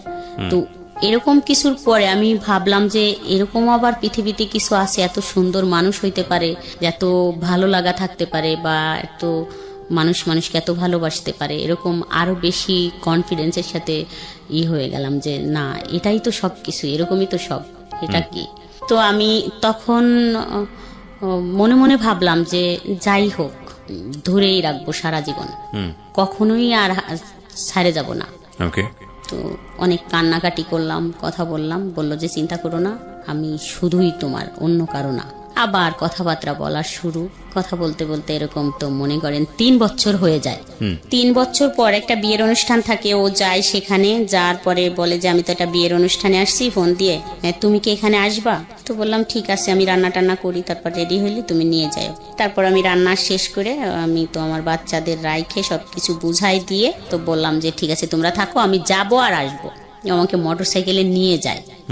নিয়ে গেলে আমার হাজবেন্ড বাসায় আসে 12টার দিকে, আমি মনে হয় 11টার দিক বেরোই, বা 10:30 11টা এরকম বাজে। তো 12টা বা 12:30টায় আমার হাজবেন্ড বাসায় আসে। তখন আইসে মানে আমাকে দেখে না, ওদের দুজনকে দেখে যে ওরা দুজন বাসায় একা আছে, আমি নেই। তো তখনইও ওই ছেলেটাদের, আপনার 2 বাচ্চাকে দেখে। হ্যাঁ, তখনই ওই ছেলেটাদের বাসায় যায়, মানে কিছুই জানে না বা কোনো কিছুই না, কিন্তু আমাকে দেখতো আশেপাশের মানুষ। যে আমি ফোনে সারাক্ষণ কথা বলতাম, যে খালা টালা যাদের বলতাম, ভাবি টাবি, ওরা বলতো তোর তো কান নষ্ট হয়ে যাবে, তুই ফোনে কথা বলিস এইভাবে, তোর কান নষ্ট হয়ে যাবে। তো ওইটা বুঝতো যে আমি ফোনে কারোর সাথে কথা বলি। কিন্তু আমার হাজবেন্ড একবারে ডাইরেক্ট ওদের বাসায় যায় বলে যে আপনার ছেলে আমার বউ নিয়ে চলে গেছে, আরো 10 লক্ষ টাকা নিয়ে গেছে, আমার বউ নিয়ে আসেন, আমার 2টা বাচ্চা রাইখে নিয়ে চলে গেছে। এর আগ পর্যন্ত কি এই ছেলেকে নিয়ে আপনার সঙ্গে কোনো কথাবার্তা হয়েছে? আপনার হাজবেন্ডের কোনো কিছু কথাবার্তা হয়নি? কোনো হাজবেন্ড বললেন মানে কারোই কোনো কথাই হয় নাই। আপনার হাজবেন্ড এই ছেলেটাকে সন্দেহ করে এরকম কোন আচরণ দেখিয়েছে? না, ও তো কখনো দেখেই নি যে ও কখন বাসায় আসে আর কখন যায়। আপনার বাড়ির আশেপাশে কেউ কি সন্দেহ করতো এই ছেলেটাকে নিয়ে? এই ছেলেটাকে নিয়ে সন্দেহ করতো, যে ফোনে কথা বলতাম এটাই সন্দেহ করতো, যে ফোনে কথা বলে। ফোনে কার সঙ্গে কথা বলে সেটা কি জানতো? সেটা কেউ জানতো না। তারপরে ধাম করে গিয়ে সে ওই বাড়িতে গিয়ে বলে যে আপনার ছেলে নিয়ে চলে গেছে। এখন হ্যাঁ, ও ওদের বাড়ি গেছে, যাইয়ে ওর বোন আছে। বাড়ি কত দূর ছিল আপনাদের এখান থেকে? আমাদের থেকে অল্প একটু দূর, কতটুকু বলবো, হাফ কিলো, হাফ কিলোর থেকেও কম। আচ্ছা, হেঁটে যাওয়া গেলে কতক্ষণ লাগে? 5 টাকা রিক্সা ভাড়া বা ভ্যান ভাড়া 5 টাকা। ঠিক আছে, কাছাকাছি। হ্যাঁ, কাছাকাছি একদম। তো যাই বলে, আর আমি তো সত্যি ওর কাছেই ছিলাম, যেহেতু ওই বিয়ের অনুষ্ঠানে। তা ওর বোন হচ্ছে ফোন দিয়ে ওকে বলে যে তুই যে ওকে নিয়ে গেছিস এখানে, তোর হাজবেন্ডটাই সেই দেখ কি করতেছে, ও যদি তোর কাছে থাকে তাহলে ওকে পৌঁছে দি তাড়াতাড়ি, না হলে কিন্তু ঝামেলা করবে। ওই যে ক্ষমতা, সেই ক্ষমতা দেখাচ্ছে। ও ও আমাকে মোটর সাইকেলে আমার মামা বাড়ি দিয়ে আসে, আমাকে প্রশ্ন করতে থাকে যে আমি কোথায় তোমাকে দিলে ব্যাপারটা ঠান্ডা হবে। তো আমি ভাবলাম যে তাহলে আমার মামা বাড়ি যদি তুমি দিয়ে যাও তাহলে আমি বলবো যে আমি তো মামা বাড়ি আসছিলাম, তাহলে হয়তো ব্যাপারটা একটু মেনটেন হবে। তো আসলাম মামা বাড়ি দিয়ে, ও মোটরসাইকেল টানতে তো আমাদের বাসার এখানে আইসে আমার হাজবেন্ডের দোকানেই সরাসরি আসছে, আইসে কথা বলছে আপনি এরকম যাই বলছেন, আপনি আমি ওকে নিয়ে গেছি, কই আমি তো নিয়ে যাই, আমি তো বাসায়, আর আপনার ওয়াইফ কোথায় গেছে আপনি খুঁজে দেখেন, এরকম কিছু বলতেছিল। তখন হচ্ছে আমাদের রিলেশন 2-3 বছর হয়ে গেছে। আচ্ছা, তারপরে আমি যে মামা বাড়ি আমাকে নামাই দিল, ও বাড়িও খোঁজ অনেক হয়ে গেছে, ফোনে তো সবার কাছে জানাজানি হয়ে গেছে, আমাকে পাওয়া যাচ্ছে না, চলে গেছি আমি এরকম। তা ওই মামিরে বললাম, আমার মামিরে, যে মামি এরকম তো করছে, তাহলে আমাকে কিভাবে পৌঁছে দিয়ে আসবেন, আসেন, আমার তো ভয় করতেছে। তারপর বললো তুই সত্যি কথা বলতো, তুই কোথায় ছিলি? তা আমি সত্যি বললাম যে ওর সাথেই ছিলাম, ওই ছেলেটার সাথে ছিলাম, এরকম একটা ছেলের সাথে কথা বলি, ছেলেটা কিন্তু অনেক সুন্দর দেখতে, আর আমি কিন্তু ওর সাথে চলে যাব। ওই মামিকে বললাম আমি কিন্তু ওকে বিয়ে করব, এটা একটু সময় লাগবে ওর চাকরির জন্য, তাই তুমি আমাকে যেভাবে পারো ঘরে দিয়ে আসো। তখন মামির কাছে ডিসক্লোজ করলেন? হ্যাঁ বললাম। তো ওই মামি আমার একটা মামাতো ভাইকে ডাইকে বলল যে এই ঘটনা। তা ওই মামাতো ভাই বলল যে তাহলে ছেলেটাকে ডাকতো, তোকে দিয়ে আসার আগে ছেলেটাকে দেখি যে আসলে ছেলেটা তোর কথা মতো যদি সুন্দর হয়, ভালো হয় ছেলেটা, তাহলে আমরাই তোর এর থেকে বের করব, মানে এখানে ডিভোর্স আর ওইখানে বিয়ে দিয়ে দেবো, এরকম কথা হলো। আমি ফোন দেওয়ার সাথে ও আবার চলে আসলো আমার মামা বাড়িতে। তা আসার পর বলল যে কেন আসবো? তা আমি বললাম যে তোমাকে দেখতে চাচ্ছে, যদি কথাটা যেহেতু এরকম হয়েছে যে চলে গেছে, তাহলে ওরা যদি দেখে তোমাকে ভালো লাগে, তা বলছে তাহলে এখানে এরকম কিছুই হবে যে ওখান থেকে ডিভোর্স, আর এখানে তুমি আমার 2-3 মাস অপেক্ষা করার পর তোমার সাথে আমার বিয়ে হবে, ওরা বলতেছে। তা ও রাজি হলো, ও চলে গেল ওখানে। কি করতো তখন? ও তখন কিছু করতো না। বয়স কত তখন ছিল ওর? এসএসসি পাস করছে মাত্র, 19। চিন্তা করেন অবস্থা। ওকে, তারপরে ও যাওয়ার পরে মানে আমার ছোট ভাই ওই আমার মামার বাড়িতে একটা মোটরসাইকেল নিয়ে গেছে। ও যাওয়ার পরে কথা হলো, আমার মামার সাথে কথা হলো, বলল যে পছন্দ করো? তা বললো যে হ্যাঁ। তাহলে কি করবা? বললো যে আপনি যেটা বলেন। মামা বললো তাই কি করবো, আমি কি বলবো তোমারে, ও তো একজনের বউ। তা বললো ঠিক আছে, ওখান থেকে নিয়ে আসার ব্যবস্থা করেন, তারপরে এটা মিউচুয়াল হলে আমি ওকে বিয়ে করব, নিয়ে যাব এখান থেকে, আপনার টেনশন নাই। তারপরে ওইভাবে কথা সেটেল হয়ে ওকে বললো যে তাহলে ঠিক আছে, আমি ওকে উঠাই দিয়ে আসি বাসে।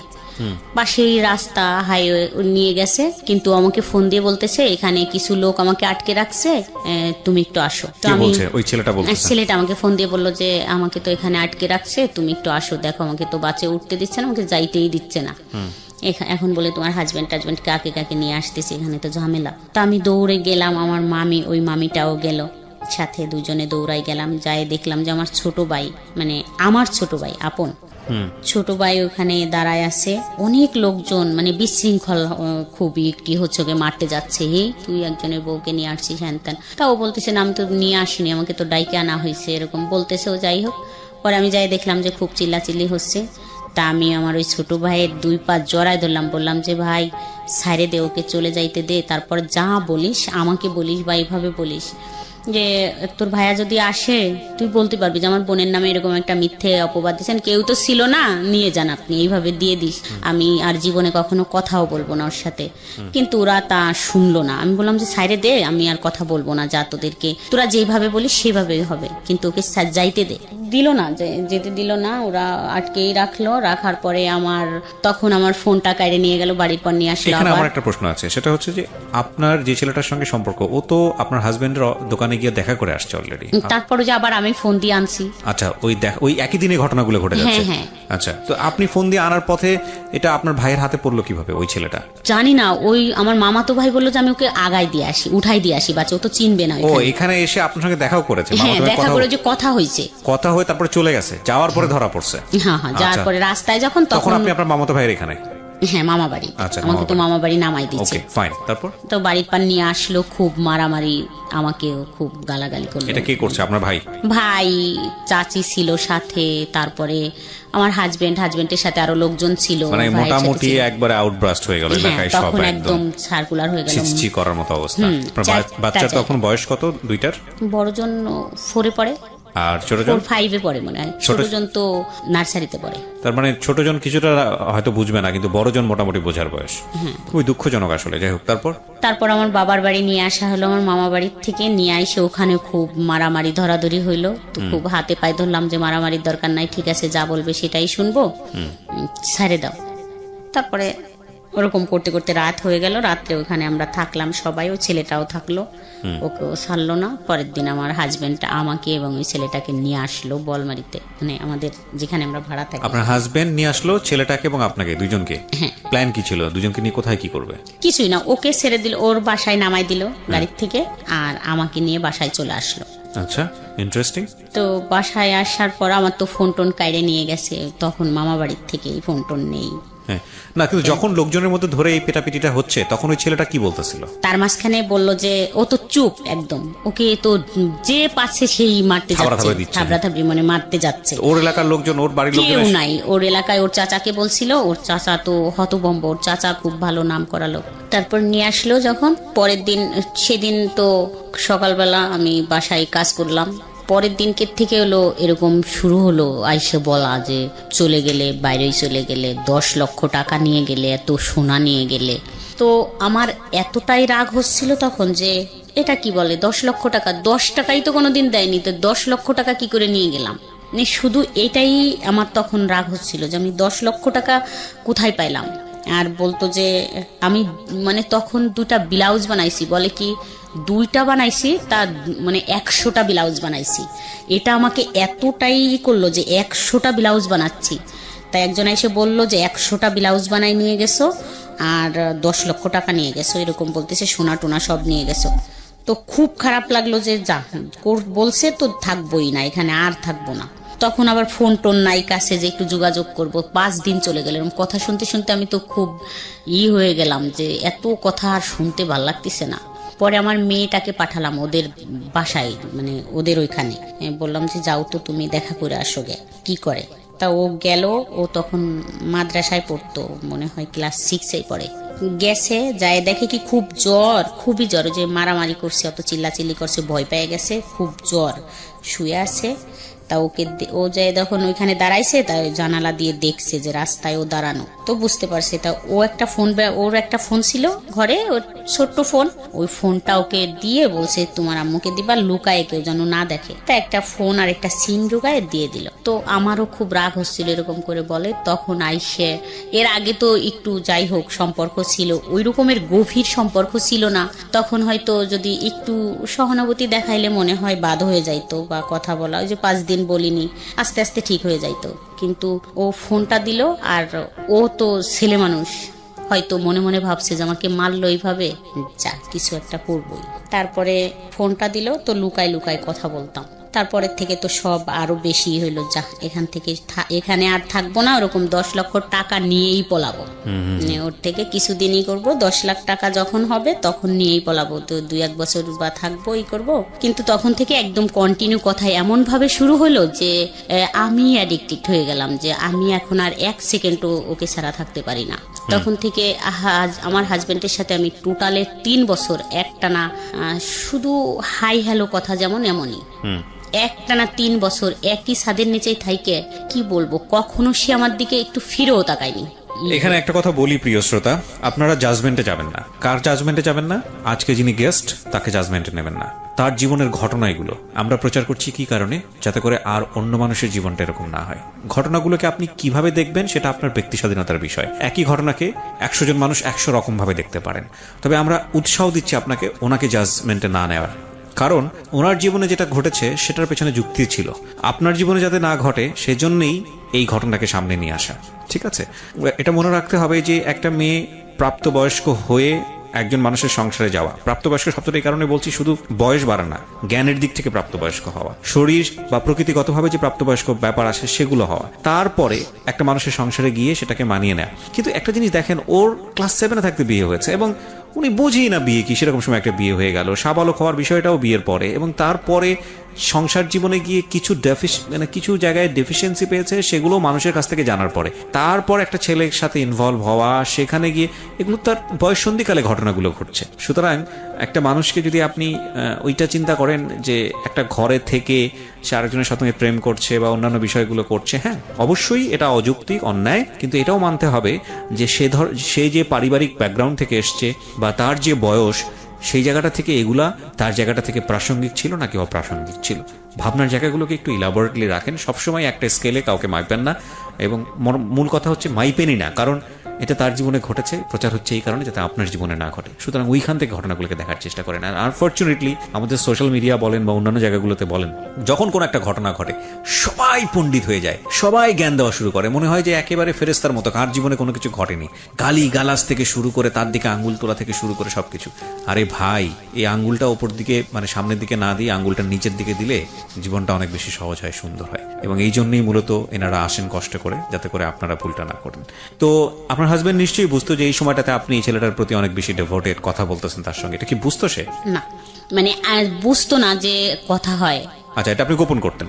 হ্যাঁ, ফোনটা আমি সাইলেন্টই থাকতো সবসময়। আমি মাঝে মাঝে এসে দেখতাম, যখন দেখতাম যে একটা কল আসছে, ও ছাড়া তো আর কেউ দেবে না কল ওই ফোনে। তো যখন দেখতাম যে একটা কল আসছে, তখন আশেপাশে দেখতাম যে কেউ আছে কিনা, মানে জায়গা খুঁজে গোপন ভাবে তাকে ফোন করতেন। আচ্ছা, তো আপনি যে সিদ্ধান্ত নিয়ে ফেলেছেন ছেলেটার সঙ্গে আপনি সংসার করবেন, তাহলে তো সময় নিচ্ছিলেন কেন? ওই যে ওর দিক দিয়ে ও তো কিছু করে না, ও কিছু করে না। আর আমার তো 2টা বাচ্চা, যেহেতু আমি মেয়েটার হাতের দিকে তাকায় দেখতাম যে এই হাত দিয়ে আমি যদি একে রাইখে যাই, তাহলে নিশ্চয়ই কেউ একে কারো কাছে দেবে। কারণ আমার হাজবেন্ড তো দ্বিতীয়বার বিয়ে করবে না, যেহেতু সে তো অসুস্থ, সে তো বিয়ে করবেই না। তো মেয়েটা কারো কাছে দিয়ে দেবে, যে কেউ পালুক, ফুপি বা চাচি। তো আমার এটাই ভয় করতো যে ওই হাত দিয়ে পাতিল মাজাবে। এটাই আমি এখন বললাম যে আমার শুধু এটাই মনে হইতো যে পাতিল মাজবে।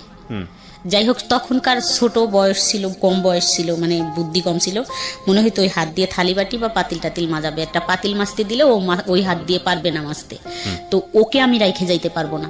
যখন ছেলের দিকে তাকাতাম, ছেলে যে এত সুন্দর ছিল বলার মতো না। তাকাইলে মনে হইতো আমি একে রাইখে যাব, যদি পানি টানিতে পড়ে যায় বা কেউ মারে তখন ও কোথায় যাবে, আম্মুকে কাকে ডাক দেবে, মানে আমি একেও থুয়ে যাইতে পারতেছি না। আবার যখন আমি ফোনে কথা বলতাম ওই ছেলেটার সাথে, তখন আমি ওকেও ফেলতে পারতাম না। আমি আসলে ওকে কোথায় রাখবো?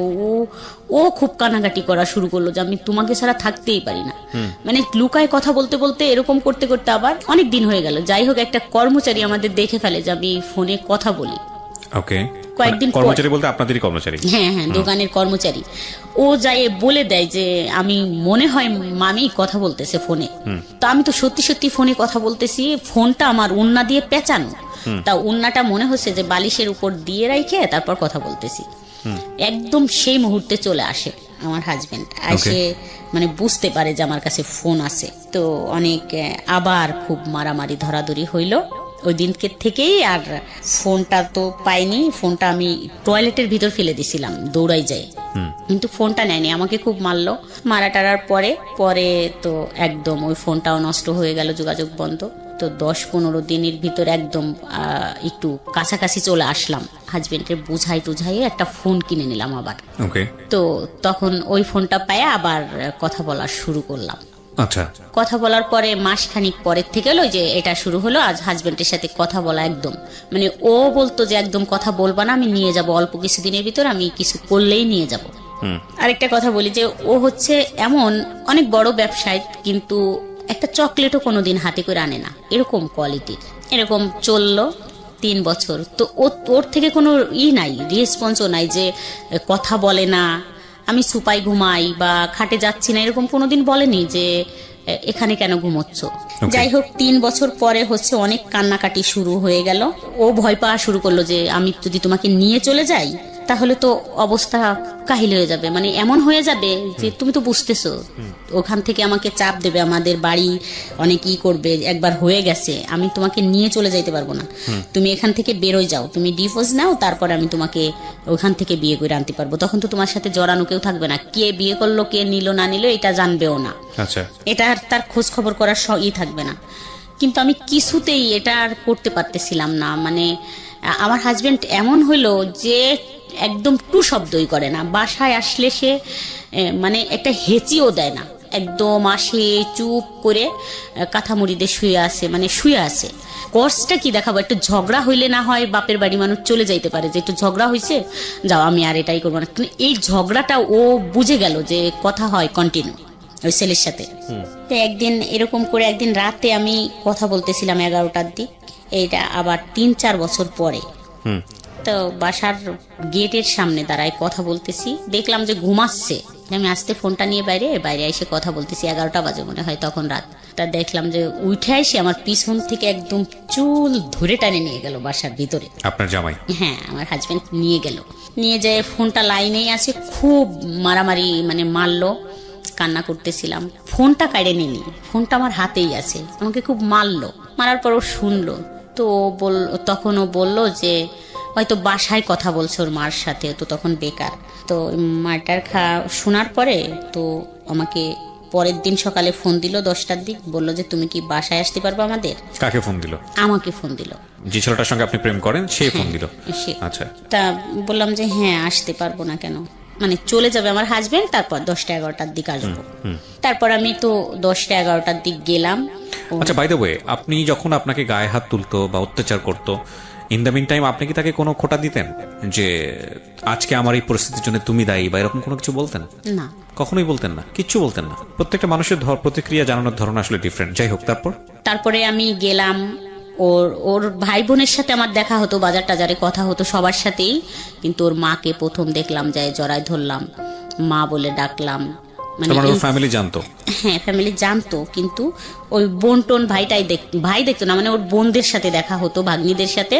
তোর মারে দেখলাম প্রথম, দেখে জড়ায় ধরলাম, মা করে ডাকলাম, তারপরে বাসায় বসলাম। তো বলল যে ও তো কোনো কাজ করতে চায় না, তাহলে কি করা যায়।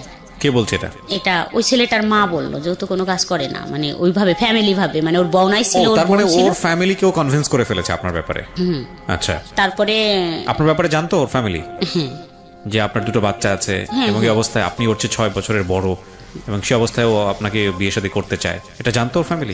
বিয়ে করতে চাই এটা জানতো কিনা জানি না, তবে কথা বলতো, খুব সম্পর্ক, আমার যদি কোনো কথা বলতো তাদেরকে আর ছাড় দিত না, খুব মারতে যাইতো, গালাগালি করতো, বলতো ওর সম্বন্ধে কোনো কথা বলবি না। আচ্ছা, ওকে। তারপরে গেলাম, যার পরে বললো যে কি করব, ওর বোন বললো কি করব, ও বললো যে আমি তো ড্রাইভিং শিখি দ্রুত চাকরির জন্য, আমাকে একটু হেল্প করো, তো ড্রাইভিং শিখি। তো আমি বললাম বাহ, এটা তো ভালো কথা, যদি পারে তো ভালো, তাড়াতাড়ি এটাই হয়ে যাবে। তারপর আমার তো তখন টাকা পয়সা নেই, আমি তো মাত্রই একটু হাজবেন্ডের সাথে একটু কথা আবার হচ্ছে, একটু যাই আসি দোকান টোকানে, একটু করি। আমার হাতে একটা আংটি ছিল, আমি তখনই খুলে দিয়ে আসলাম, বললাম যে এটা বিক্রি করে শুরু করো, তারপরে পরেরটা দেখা যাবে পরে। ওটা 4,000 টাকা বিক্রি করলো, তো 10,000 টাকা লাগবে ওর ড্রাইভিং শিখতে। আমার একটা কানের দুল ছিল সোনার, ওই দুলটা সেই চাচাতো ভাইকে দিয়ে বললাম যে তুই আমাকে 10,000 টাকা দে, এই দুলটা রাইখে দে, আমি যেদিন নিতে পারবো তোরে আরো বেশি কিছু টাকা দিয়ে, ল্যাপটপ দিয়ে তোর টাকাটা দিব, আমার দুলটা আমারে ফেরত দিস। দুলটা হলো 16,000 টাকা দিয়ে বানানো ছিল, 10,000 টাকা ও দিয়ে দিল আমাকে, আমি আইনে ওকে দিলাম ওই 10,000 টাকা। তারপরে ড্রাইভিং শিখলো, শিখার পরে ভালোই চলতেছে, ও খুব 15 দিনের ভিতর ড্রাইভিং কমপ্লিট হয়ে গেল। তারপরে চাকরিও করা শুরু করলো, 3,000 টাকা বেতনের চাকরি, আমাদের এলাকায় চাকরি হইলো, খুব খুশি। আরো কথা বলা বেড়ে গেল, মানে ড্রাইভিং করতো আর ফোন দিত, আমি তো তখন একবারে মনে হইতো যে ও আমার হাজবেন্ড। এর মাঝখানে তো আরেকটুই হলো যে মাঝে মাঝে দেখা হতো, 2-3 মাস 5 মাস পর আমাদের হয়তো দেখা হইতো, তখন বাসায় তো আসতে পারতো না, বাইরে একটু দেখা হতো, কোথাও আমরা ঘুরতে যাইতাম, সপ্তাহে 1-2 দিন ঘুরতে যাইতাম, কিন্তু ওইভাবে আর দেখা হইতো না, 2-3 মাস পর হয়তো। মার কাছে কান্না শুরু করলাম, যায় এখন টাকা পয়সা একটু যাই হোক বাইরে যাই আসি, একটু টাকা পয়সা নেই, বাজার টাজার নিজে করি, যে 500 টাকা দাও বা 200 টাকা দাও, আমরা বাজার করব, এটা কিনবো সেটা কিনবো, যাই হোক দেয়া শুরু করলো, একটু ভালো রিলেশনে চলে আসলাম, রিলেশনটা ভালো হইলো। হয়তো আমার হাজবেন্ড এটাই বুঝছে যে একটু টাকা পয়সা দেই, যদি ভালোভাবে থাকে, অন্য মেয়েকে তো আর বিয়ে করা সম্ভব না, যদি থাকে হয়তো আমার শাশুড়ি খুব সাপোর্ট করতো, আমাদের সবাই একটু সাপোর্ট করে যা তাদের যারা আসি, হয়তো বলছে বোঝায় যে দিস সবকিছু, খালি খালি এগুলো দিয়ে কি করবি, চলে গেলি সাল মেয়ে দুটো নিয়ে কি করবি, যাই হোক। তো আমাদের তখন থেকে দিত, কিছু চাইলে যে একটু জামা কাপড় বানাবো 500 টাকা দাও, হয়তো 200 টাকার বানাতাম, 200 টাকা জমা রাখতাম, রেখে দিতাম এরকম। তারপরে বাপের বাড়ি যাই, কান্না করতাম যে মা আমি যাব না ওইখানে, আমার ভালো লাগে না এটা। কিন্তু আমি কখনো মুখ দিয়ে বলিনি যে এই ছেলেটার সাথে আমাকে বিয়ে দাও, আমার লজ্জা করতো যে আমাকে ওখান থেকে ছাইরাই নিয়ে আসো, আমাকে আমি ওকে বিয়ে করব, এরকম বলতো, আমার লজ্জা করতো। আবার আমি আইসে পাগলামি করতাম, কান্নাকাটি করতাম, মাকে জড়াই ধরে ধরে কান্না করতাম, ডাক ছেড়ে কান্দে। তারপর আমি আবার থাকতামও না বাবার বাড়ি, চলে যেতেন। খাবোটা কি থাকলে, মানে ভাই বোন নিয়ে ওখানে থাকলে কি খাবো, খাওয়ার কথাটা মনে পড়তো। আমি আবার বাচ্চা নিয়ে এখানে থাকবো, আমার মারই তো এত কষ্ট, ভাই বোন নিয়ে, সেই তো ভাতের যন্ত্রণায় অস্থির। এরকম করতে করতে তো প্রায় 5 বছর 6 বছর কেটে যায়, কোনোভাবে বেরোইতেই পারলাম না। তা এখন মেয়ে হোক বড় হয়ে গেল, 9-এ পড়ে, তা বললাম যে মেয়েটা রাইখে কোথায় যাব, এরকম শিয়ানা মেয়ে। তারপরে আমি মেয়ের জন্য ছেলে দেখা শুরু করলাম, সবাইকে বলতাম যে, ঘটকদের বলতাম যে 10,000 টাকা দেবো, যেমন মেয়েটা বিয়ে দিলে সুন্দর ছেলে দেখে। তো এর মাঝখানে আমার হাজবেন্ড কিন্তু ফুল ফিট ভালো হয়ে গেছে, একদম ভালো হয়ে গেছে। এখন যদি বলি যে 1,000 টাকা লাগবে, 1,000 টাকাই, মানে আচরণগত দিক থেকে ভালো হয়েছে, একদম ফুল ভালো হয়ে গেছে। তা উনি পরের দিন বিকেলে একটা ছেলের ছবি নিয়ে আসলো, আর্মির চাকরি করে। দেখলাম, দেখে তো ভালোই লাগলো, বললাম কথা বলেন। তো আমার মেয়েকে দেখলো, দেখে ওরা পছন্দ করলো, ঠিক আছে। তা ওই ছেলের মা আসলো, বলল যে, আমি বললাম যে শোনেন, কোনো কথা বলা লাগবে না, আমার তো যে মনের ভিতর রয়েছে যে মেয়ে বিয়ে দিয়ে তো আমি চলে যাব, তো আমার মেয়ের পিছনে যদি 5-7 লাখ টাকা যায়ও আমার তো সমস্যা নেই, আমি তো একবারে দিয়েই যাব, কোনো কথা বলার থাকবে না যে শাশুড়ি এরকম বা আমার বিয়ে এরকম ছিল। তো বললাম যে কোনো কথা বলা লাগবে না, আমরা যথেষ্ট পরিমাণ জিনিসপত্র দিয়ে দেব, কোনো টু শব্দ হবে না, আপনি বলতেও পারবেন না এটা ভালো লাগে নাই। যাই হোক এইভাবে বিয়ে হলো। বিয়ে দিয়ে দিলেন? হ্যাঁ, বিয়ে হয়ে গেল পহেলা বৈশাখ। গুডনেস, ওকে ওকে। দেখেন, মানে না বলেন, আপনি বলেন, আমি আসলে আগে থেকে মন্তব্য না করি। হ্যাঁ, বিয়ে দিয়ে দিলাম। ওর তো প্রায় 7,60,000 টাকার মতো খরচ হইল ওর বিয়েতে, সবকিছু দিয়ে একবারে পুরাই করে দিয়ে বিয়ে হয়ে গেল। এখন বিয়ে হওয়ার পরে আমার বিষয়টা নিয়ে শুরু হয়ে গেল তোলপাড়। কিরকম তোলপাড়? তোলপাড় শুরু হইলো এটাই যে শাশুড়ি কথা বলে কারোর সাথে, মানে ও তো আর্মি, ও হচ্ছে ও খুব ভালো ছেলে, মানে সবাই খুব ভালো, কিন্তু ও একটু বেশি ভালো, ভালো ছেলে। মানে ও চাচ্ছে যে আমার শাশুড়ির তো কম বয়স, আইসা এসে থাকতেছে, দেখতেছে 1 বছর পর আর কি ও এগুলোই করলো যে কম বয়স শাশুড়ির, কিন্তু কথা বলে ফোনে, এটা আমি জানতে পারছি বাইরের থেকে। তারপরে একটু আমি একটু দেখে রাখি, আমার শাশুড়িকে একটু দেখে রাখি, মানে বয়স কম, একটু দেখে রাখা, মানে একটু শাসন করা, একটু এটা সেটা বলা শুরু করলো। তা আমার ভালো লাগতো না এগুলো, ঠ্যাস ঠুস বলা টলা শোনা টোনা। তা আমি চুপই থাকলাম, তো কোনো কথা বলতাম না। তা আমার মেয়েকেও প্রশ্ন করতো যে কথা বলে এটা মানা করো, এটা কথা বলে মানা করো, কিন্তু কথা বলে কিভাবে মানা করলেই কি এটা হয়? আর তখন তো প্রায়, মানে it was an open secret, because আপনার ফ্যামিলি সবাই এটা জানতো, আপনার মেয়েও এটা জানতো, আপনার ছেলেও এটা জানতো, সবাই জানতো, এবং সবাই এক ধরনের কি মানে আপনার ছেলে মেয়ের রিয়াকশন কি ছিল বলেন তো? ওই যে বাবার দিক থেকে একটু কমই ছিল না, যখন ওরা ছোট ছিল ওদের জন্য তো এরকম, বললাম না, একটা চকলেটও তো কখনো হাতে করে আইনে দিয়ে বলে নাই যে এই চকলেটটা তুমি খাও। তার মানে ওরাও সামহাও বাবার এই ফলটা খুঁজে পেয়েছে। এখানে একটা জিনিস খুবই মারাত্মক ভাবে আমি পয়েন্ট করতে চাই। ব্রোকেন ফ্যামিলির ক্ষেত্রে ম্যাক্সিমাম টাইম আমি দেখেছি ছেলে মেয়েদের ক্ষেত্রে, যখন এরকম বাচ্চাদেরকে নিয়ে অনেক সময় মা চলে আসে বা বাবা চলে আসে, দেন আই আস্ক দেম যে আসলে তোমার দিক থেকে পয়েন্টটা কি, তুমি কেন তোমার বাবাকে স্টপ করো নাই, বা তুমি কেন তোমার মাকে থামাও নাই? এবং কমন অ্যান্সারটা এরকম থাকে যে বাবা তো আমার সাথে যেটা করেছে সেটাই তো আমার পছন্দ ছিল না, মা আমার সাথে যেটা করেছে সেটাই তো আমার পছন্দ ছিল না। এবং তারা খুব ন্যাচারালি একটা পক্ষ নিয়ে নেয়, সেটা মায়ের পক্ষ হোক বা বাবার পক্ষ হোক। এক্ষেত্রে আমি জানি না ওনার ক্ষেত্রে কি হয়েছে, তবে লাকিলি আমি বলবো যে ওনার ছেলে মেয়ে ওনার পক্ষে নিয়েছে, বিকজ অফ ওনার কথা যদি সত্যি হয় তাহলে ওনার হাজবেন্ড মানে ছেলে মেয়েদের যে বাবা, তার আচরণ ছেলে মেয়েদের প্রতি যেরকম হওয়া উচিত ছিল সেরকম হয়নি। But it has to B mention in our show, বারবার বলি যে এই শোগুলোর একটা বড় ধরনের দুর্বলতা হচ্ছে দিস ইজ নট ইনভেস্টিগেটেড, এবং এই ধরনের জিনিসগুলো ইনভেস্টিগেট করারও কোনো সুযোগ নাই। আপনি দেখবেন যে ধরনের কেস আজকে এখানে রিভিল হচ্ছে, এটা ইনভেস্টিগেট করার মতো বিষয়ও না, কজ ইনভেস্টিগেট করতে গেলে এটা তুলকালাম হয়ে যাবে। আর প্রথম কথা হচ্ছে আমরা ইনভেস্টিগেট করতেও চাই না, বা আমাদের এটা একটা দুর্বলতা, আমরা সেটা বলি। তো সেই জায়গাটা থেকে একটা গল্প বিশ্বাস করা, চরম পর্যায়ে বিশ্বাস করার একটা যৌক্তিক ব্যাখ্যা অনেক সময় প্রশ্নবোধক, মানে যদি বলি যে আসলে বিশ্বাস করাটাও একটা প্রশ্নবোধক ব্যাপার হয়ে দাঁড়ায়। কারণ একজন মানুষ যখন নিজের গল্পটা বলেন তখন কিন্তু তিনি নিজেকে সাফাই করেন, খুব স্বাভাবিকভাবেই সাফাই করেন। তো সেই জায়গাটা থেকে তাকে বিশ্বাস করাটা খুব কঠিন। আমরা এই জন্য বলিও যে আমাদের এই গল্পটা যে হুবহু আপনাকে বিশ্বাস করতে হবে বিষয়টা এরকম না, তবে মোরাল অফ দ্য স্টোরি আছে যে কারণে আপনি শুনতে পারেন, যেটা হয়তো আপনার ব্যক্তি জীবনে কাজে লাগবে। জি বলেন। তারপর তো আপনার ছেলে মেয়ে কখনোই আপনাকে বারণ করেনি বা কখনোই আপনাকে প্রশ্ন করেনি যে মা এই কাজটা ঠিক হচ্ছে না বা এটা করো না? না, কখনো এরকম ওরা বলেনি। কারণ হচ্ছে ও আমার ছেলে হচ্ছে বিরিয়ানি খাইতে খুব পছন্দ করতো। যদি ও বলতো যে আমি একটু বিরিয়ানি খাবো, তো ও মনে হয় 10 মিনিটই সেটা হাজির করতো। ও আচ্ছা আচ্ছা, ও আপনার ছেলে মেয়েদেরকেও পছন্দ করতো? হ্যাঁ, মানে ওদের পছন্দের জিনিসগুলা, যে আমার মেয়ের যদি কিছু লাগতো, যদি বলতো এটা আমার লাগবে, ওর বাবাকে কখনো বলেনি যে এটা লাগবে, ওকে বলতো।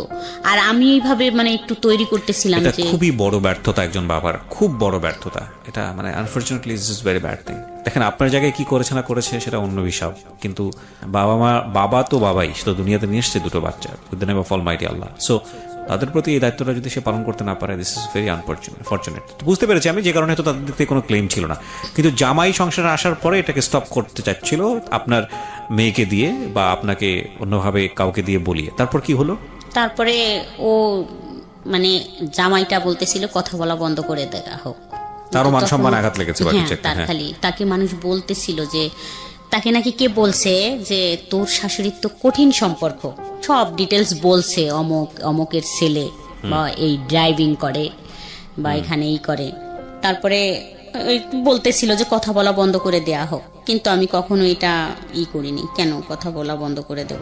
তাকে ছাড়া তো বাঁচবই না, তাই কথা বলা বন্ধ করব কি করে? তো জামাই যখন বলতেছিল তখন আমার মেয়ে একদিন এসে আমাকে বলল যে এরকম করে বলল, তুমি তো আসলে একটা বিয়াদব মা। এটা জামাই বলল আপনাকে? না, মেয়ে বলল। মানে মেয়েকে টর্চারিং করতেছে যে তোমার মাকে বলো না কথা বলা বন্ধ করতে, কথা বলতেছে। তা আমি একদম চোখ দিয়ে পানি বেরোয় গেল যে তুমি এটা কি বললে। তো আমি জোরে একটা থাপ্পড় দিলাম, দিয়ে বললাম যে আমার জায়গায় আসো, তারপর বুঝবা কষ্টটা কি। আর তুমিও একদিন কিন্তু কাঁদবা, মানুষের জীবনে কিন্তু সব সুখ থাকে না। যাই হোক, তখন সেদিন হয়ে গেল, ও কান্না করলো, আমিও কান্দে, দুজনে আবার কথা বললাম। যাই হোক, ও আর কিছু বলেনি। যা ওর হাজবেন্ড যখন বলে, মানে আমার জামাই যখন বলতো ওকে, ও নাকি চুপ থাকতো, কথা বলতো না, আর কোনো কথা বলেনি। ও হ্যাঁ না যে তোমার মা কথা বলে বা তোমার মার সম্পর্ক আছে এটা নিয়ে ও আর কথা টথা বলে নাই। কিন্তু এখন আমাদের চুপ হয়ে গেল সবকিছুতেই, যে এইভাবে সম্পর্কটা শুরু হইলো যে ও এখানেই থাক। ছেলেটা মনে হয় ভাবলো যে ওখানেই থাক, ওর বাচ্চা কাচ্চা জামাই, আর আমি এখানেই থাকবো। কন্টিনিউ কথা বললাম বা দেখা করলাম মাঝে মাঝে, এরকম হয়তো ও ভাইবে নিল। ওর ফ্যামিলির থেকেও বললো যে মেয়েটা এরকম, তুই কি করবি, তোর জীবন আছে তো, তুই বিয়ে টিয়ে কর, দেখিস ঠিক হয়ে যাবে। ওর ফ্যামিলির থেকে চাপ শুরু হয়ে গেল যে বিয়ে দেওয়ার জন্য, যে বিয়ে করো। এরকম যাইতে যাইতে একদিন হঠাৎ 17 সালে আমার সাথে ঝগড়া হয়। তো আমি বৃহস্পতিবার সারাদিনই ফোন বন্ধ রাখি, কথা বলি না। সন্ধ্যায় একটু খুললাম, দেখলাম একটা কল আসছে, তা আমি আবার দিলাম, তা ধরলো না। তা পরের দিন সকালবেলা আমি বসে আছি, ওর এক ভাবি আসলো। তা আসলে 9টা-10টা বাজে, তখন বললো যে ভাবি জানেন? আমি বললাম কি? বলে যে অমুকের তো বিয়ে, মেয়ে দেখতে যাচ্ছে। আমি তখন খাটে ছিলাম বসা, কিন্তু আমি ওখান থেকে দাঁড়াই পড়লাম, ফ্লোরে নামলাম। নাইমে আমি দাঁড়াইতে পারতেছিলাম না, আমার কাছে মনে হচ্ছিল যে মাটি ফাঁকা হয়ে যাক, আমি ভিতরে চলে যাই। ফোন দিচ্ছি, ধরে না। তো 10টা কল দিছে, আমার মনে আছে। 10টা কল দেওয়ার পর একটা ফোন রিসিভ করলো। বললাম যে তোমার বলে বিয়ে। বললো তোমাকে কে বললো? আমি বললাম যে না, কেউ বলেনি, এমনি শুনলাম আর কি, উড়ো।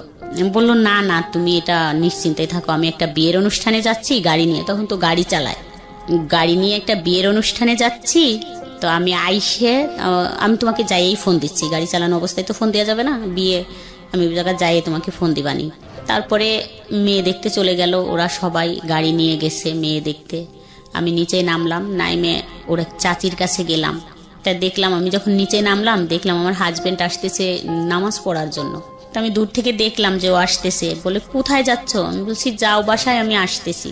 আমার আর ফিরে আসতে মানে ফিরে হাজবেন্ডকে দেখে যে ভয় লাগবে, আমি ফিরে আসবো এরকম আসতে পারতেছিলাম না। আমি বলছি আমার তো সত্যটা জানা লাগবে, তুমি বাসায় যাও, আমি আসতেছি। আমি যখন ওর চাচির বাসায় গেলাম, যাই ওর চাচির ছোট একটা বাচ্চা, ওকে নিয়ে খেলতেছিলাম খাটের পর বসে। ওর চাচি, আমি এটাই আশা করতেছিলাম যে উনি বলুক, আমি যদি বলি তা ব্যাপারটা তো সামনে আসবে, বলবে যে তাহলে তো সত্যি এই বউ পছন্দ করে বা কথা হয়। তা বললো কি জানো, অমুক তো মেয়ে দেখতে গেছে। বললাম যে না জানি না তো। বললো যে মেয়ে দেখতে গেছে, মেয়ে দেখছে, পছন্দ হয়েছে, কথা হয়েছে ফোনে। তখন 2-3 ঘন্টা হয়ে গেছে। আমি তো তখন একদম হতবম্ব হয়ে গেছি। তখন আর বাসায় আসতে পারতেছিলাম, ওইটুকি শুনলাম, শোনার কাকি চলে গেলাম। নামাজ শেষে আমার হাজবেন্ড আসলো, আইসে শুয়ে পড়লো খাটে। আমি ঘরে তো কিচ্ছু রান্না করলাম না, সেদিন আমার মেয়ে ছিল আমার বাসায়। তো আমি বললাম যে আমি তো তোমার নানু বাড়ি যাবো, আমার দরকার, তো আমি চলে গেলাম। তো আমার হাজবেন্ড শুয়ে থাকলো, আমি বেরোয় চলে গেলাম। একটা মানুষ আমাকে ঠেকালো না। তো আমি বেরোয় হাঁটতেছিলাম, যে ভাবতেছিলাম যে ও মনে হয় যায় নাই, ও যায় নাই, মানে আমি কি করব। ও যেই মালিকের গাড়ি চালাতো, তো ওই মালিকের ঠিকানা কোথার থেকে নেব, নিতে গেলে আমার হাজবেন্ড জানে যাবে, এটা নিয়ে কি হবে না হবে এরকম। কিন্তু আমার মন মানতেছিল না। আমি যখন বেরোলাম রাস্তায়, যে সেই গাড়িটা আমার সামনে দিয়ে টাইনে চলে গেল। তা আমি খুব খেয়াল করলাম, দেখলাম অন্য একটা ছেলে, ও নাই। তখন তো আমি শিওর হয়ে গেলাম যে তাই ওর গাড়ি, যেহেতু অন্য লোক চালাচ্ছে, সেহেতু ও তো ওই বিয়ের অনুষ্ঠানে আসে, আমার ফোনের জন্য ফোন অফ করে রাখছে। তো এক সময় 8টার দিকে ফোন ঢুকলো। তো কান্না করলাম যে কোথায় তুমি আমাকে এরকম করে রাইখে গেলে। বললো যে চিন্তা করো না, আমরা চলে আসছি, ওরা আমাকে জোর করে নিয়ে গেছিল, তুমি চিন্তা করো না, কিছুই হবে না, তুমি কোথায় আছো, চলে আসো। বলছে আমি এখন তো অনেক রাত, চলে আসবো কি করে, আমি তো এখানে আসছি, কাশিয়ানি আসছি। তা বলছে তাই থাকো, খুব ভোরে আমি দরকার হয় নিয়ে আসবানি তোমাকে, থাকো এখানে, কাকা ডাকতিছে, তুমি তো কাকার সাথে কথা বলে তোমারে ফোন দিবানি। তারপর আমি তো যাই ঈশার নামাজ পড়লাম, ঈশা পর্যন্ত মানে 10-15 মিনিটের মতো কথা হইলো। তারপর আমি খুব ভোরে ঘুম থেকে উঠে ওদের বাড়ির ওই কাজ দিয়ে আসলাম। ওদের বাড়িও একটা বাড়ি ঢুকলাম, ঢুকে দেখলাম যে অনেক লোকজন, মানে বিয়ের অ্যারেঞ্জমেন্ট, অনেক লোকজন আসছে। তারপরে এক কাকির কাছ থেকে ওর এক বউনার ফোন নাম্বার নিয়ে আসলাম। তো ফোন দিলাম, দিলে সবাই ফোনটা ওই বউনাই করলো যে এই অমুক ফোন দিছে। ফোনটা কাইটে দিয়ে ফোনটা বন্ধ করে দিল, আর ফোন কথা হলো না। তো ওদের সাথে মেয়ে দেখতে একটা ছেলে গেল। ও আমাকে বলল যে ভাবি, এমন একজনকে ভালোবাসছেন, মেয়ে দেখে তো কারোই পছন্দ হয় নাই। ও তো খুব পাগলামি করলো যে ঠিক আছে এই মেয়ে আমি বিয়ে করব, আপনি দাওয়াত শিখের হন। ওই তো সব কিছু করলো। সবাই তো বললো যে মেয়ে তো ক্রিম সুন্দরী, ভাল লাগতেছে না, হাত পা কালো, আর অনেক শর্ট, তো নেওয়ার দরকার নাই এই মেয়ে, আর একটু দেখি আমরা। তো ওই বললো যে না, দাওয়াত শিকার হয়ে আসো, মেহমানরা আসতে বলো। তো আমি শুই না, ওইখান থেকে আবার আমার হাত পা মনে হচ্ছে ঠান্ডা হয়ে গেল, তাহলে তো বিয়ে হয়ে যাবে। আমি বাসায় এসে আমার সমস্ত মাল জিনিস গুছাইয়ে আমি আমার শ্বশুর বাড়ি চলে গেলাম। বললাম যে আমি বাসা ছাড়ে দিলাম, এখানে আমি আর থাকতে পারবো না। বাসাটা ছাইরে আমি রাত চলে গেলাম, ট্রাক ভরে মাল জিনিস নিয়ে চলে গেলাম। যার পরে কোথায় যাচ্ছিলেন? শ্বশুর বাড়িতে। এটা আপনার হাজবেন্ড জানতো যে আপনি এখান থেকে চলে যাচ্ছেন? হ্যাঁ, ও আমাকে এইভাবেই করতাম। আমি বলতাম, ঘরে এসে বলতাম যে আমি থাকবো না এখানে, আমি থাকতে পারবো না, কান্না করতাম। বলতো ঠিক আছে তাহলে ট্রাক পাঠাই দিচ্ছি, মাল জিনিস নিয়ে চলে যাও। ট্রাক পাঠাই দিত, সমস্ত মাল জিনিস গুছাই নিয়ে যাইতাম। আবার 2 দিন 3 দিন থাকার পর 1 সেকেন্ড ওখানে আর দাঁড়াইতে ইচ্ছা করতো না, আমি আবার ওইখানে চলে আসতাম। তো আমার জিনিসপত্র নিয়ে আবার চলে আসতাম। হ্যাঁ, আমার হাজবেন্ডের বাসাটা ছাড়তো না, কিন্তু আমাকে কিছু মাল জিনিস দিয়ে, কিছু জিনিস রাখতো, টিভি থাকতো, ফ্রিজ থাকতো, কিন্তু 2টা একটা খাট, ওয়ার্ড্রোব, ড্রেসিং টেবিল এগুলো দিয়ে বলতো যে একটা ট্রাক ভাড়া করে যাও, নিয়ে চলে যাও। আমি চলে যাইতাম। এরকম করতে করতে ছেলে বলল যে এখানে আর থাকা সম্ভব না, রান্না টান্না করে না, খাওয়া দাওয়া সম্ভব না, খেয়ে কতদিন থাকবো। ছেলে মানে কোন ছেলে? আমার ছেলে। মানে বিষয়টা হচ্ছে ছেলেও জানতো যে মা এরকম ভাবে কারোর প্রতি ফলিন, এবং এই কারণে এই জিনিসগুলো হচ্ছে। তাহলে জিনিসটা বোঝেন যে কতটা এক্সট্রিম লেভেলে হলে পরিবারের অন্য সদস্যরাও এটাকে না মেনে উপায় নেই, এরকম একটা জায়গায় চলে গিয়েছিল। জি বলেন। তারপর বুধবারে আমাকে ওর বড় ভাই ফোন দিয়ে বলে যে তুমি কি জানো অমুকের বিয়ে? বললাম না ভাইয়া জানি না তো, ওর তো বিয়ে সোমবারে। তো তোমরা যাইও, বাবুর কথা বললো, আমার ছেলের কথা বললো, ওকে নিয়ে যাইও, আর যাই হোক যাইও তোমরা, তোমাদের দাওয়াত থাকলো। আমার মনে এরকম হইলো যে বলে দেব, সব কথা বলে দেব, আমি যেহেতু সুখী হইতে পারলাম না তো ওকেও সুখী হইতে দেবো না, এরকম মনে আইসে গেল যে যা বলে দিব সবকিছু। তাই বললাম, ওর ভাইকে বললাম যে একটু ফোন দিবেন। ওর ভাই বললাম তো কেবলমাত্র আসছি, তো কালকে হচ্ছে ওর গায়ে হলুদ, আর ওদের বাড়িও গায়ে হলুদ, তা কি কথা বলবেন, যে যাই দিন ফোন। তো যাই হোক, বাবুকে রাইখে আমি যখন সন্ধ্যায় ব্যাকে আসতেছিলাম, তখন বাবুর ফোনটা আমাকে দিয়ে দেয়, মানে আমার ছেলে যেই ফোনটা ব্যবহার করে ওই ফোনটা আমাকে দিয়ে দেয়। ও ছোট একটা বাটন ফোন ওকে রাইখে ওকে দেওয়া হয়। তা ও ফেসবুক চালাতো ওই তখন থেকে। তা আমি ওই ফেসবুক দেখতে দেখতে আসতেছিলাম, আমাকে বুঝাই দিল যে আম্মু এইভাবে এভাবে দেখো। তো দেখতে দেখতে আসতে আসতে তখন আমি একটা লেখা পড়লাম যে অধিকার কেউ কাউকে দেয় না, আদায় করে নিতে হয়। কোথায় বললেন? বাসের মধ্যে? হ্যাঁ, বাসের ভিতর এই লেখাটা আমি পড়লাম যে অধিকার কাউকে দেয় না কেউ, কিন্তু আদায় করে নিতে হয়। তখন আমার একটা হলো যে তাহলে আমার অধিকার আমি আদায় করেই নিব।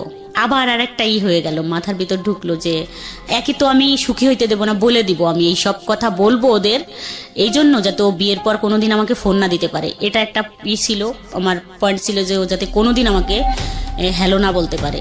আর দ্বিতীয়ত অধিকার তো দেবে না, অধিকার আদায় করে নিব, এতে যদি আমার অধিকারটা ফিরে আসবে। তো আমি এসে রাত 11টার দিক ওদের বাড়ির ওইখানে নাইমে দেখি যে গানের শব্দে কান ঝালাপালা। তো আমি আর ফোন টোন দিলাম না, আস্তে হাইটে বাসায় আসলাম। আইসে ঘুমাইতে পারলাম না, শুয়ে থাকলাম। খুব ভোরে উঠছি, একদম ফজরে। তা আমি ওর শ্বশুর বাড়ি গেলাম, ওই যে প্রশ্ন করব যে আমি তোমাকে 4টা প্রশ্ন করলে তুমি কি উত্তর দেবে। তো যাই বললাম, ওরা মনে করলো যে আমি মনে হয় ওর কলিগ, এই জন্যই দেখতে আসছি। তো যার সাথে বিয়ে সেই মেয়েটাকে ডাকলো, দেখলাম। মেয়ের মাকে বললাম যে আন্টি আমি একটু কথা বলবো, আপনি কি শুনবেন?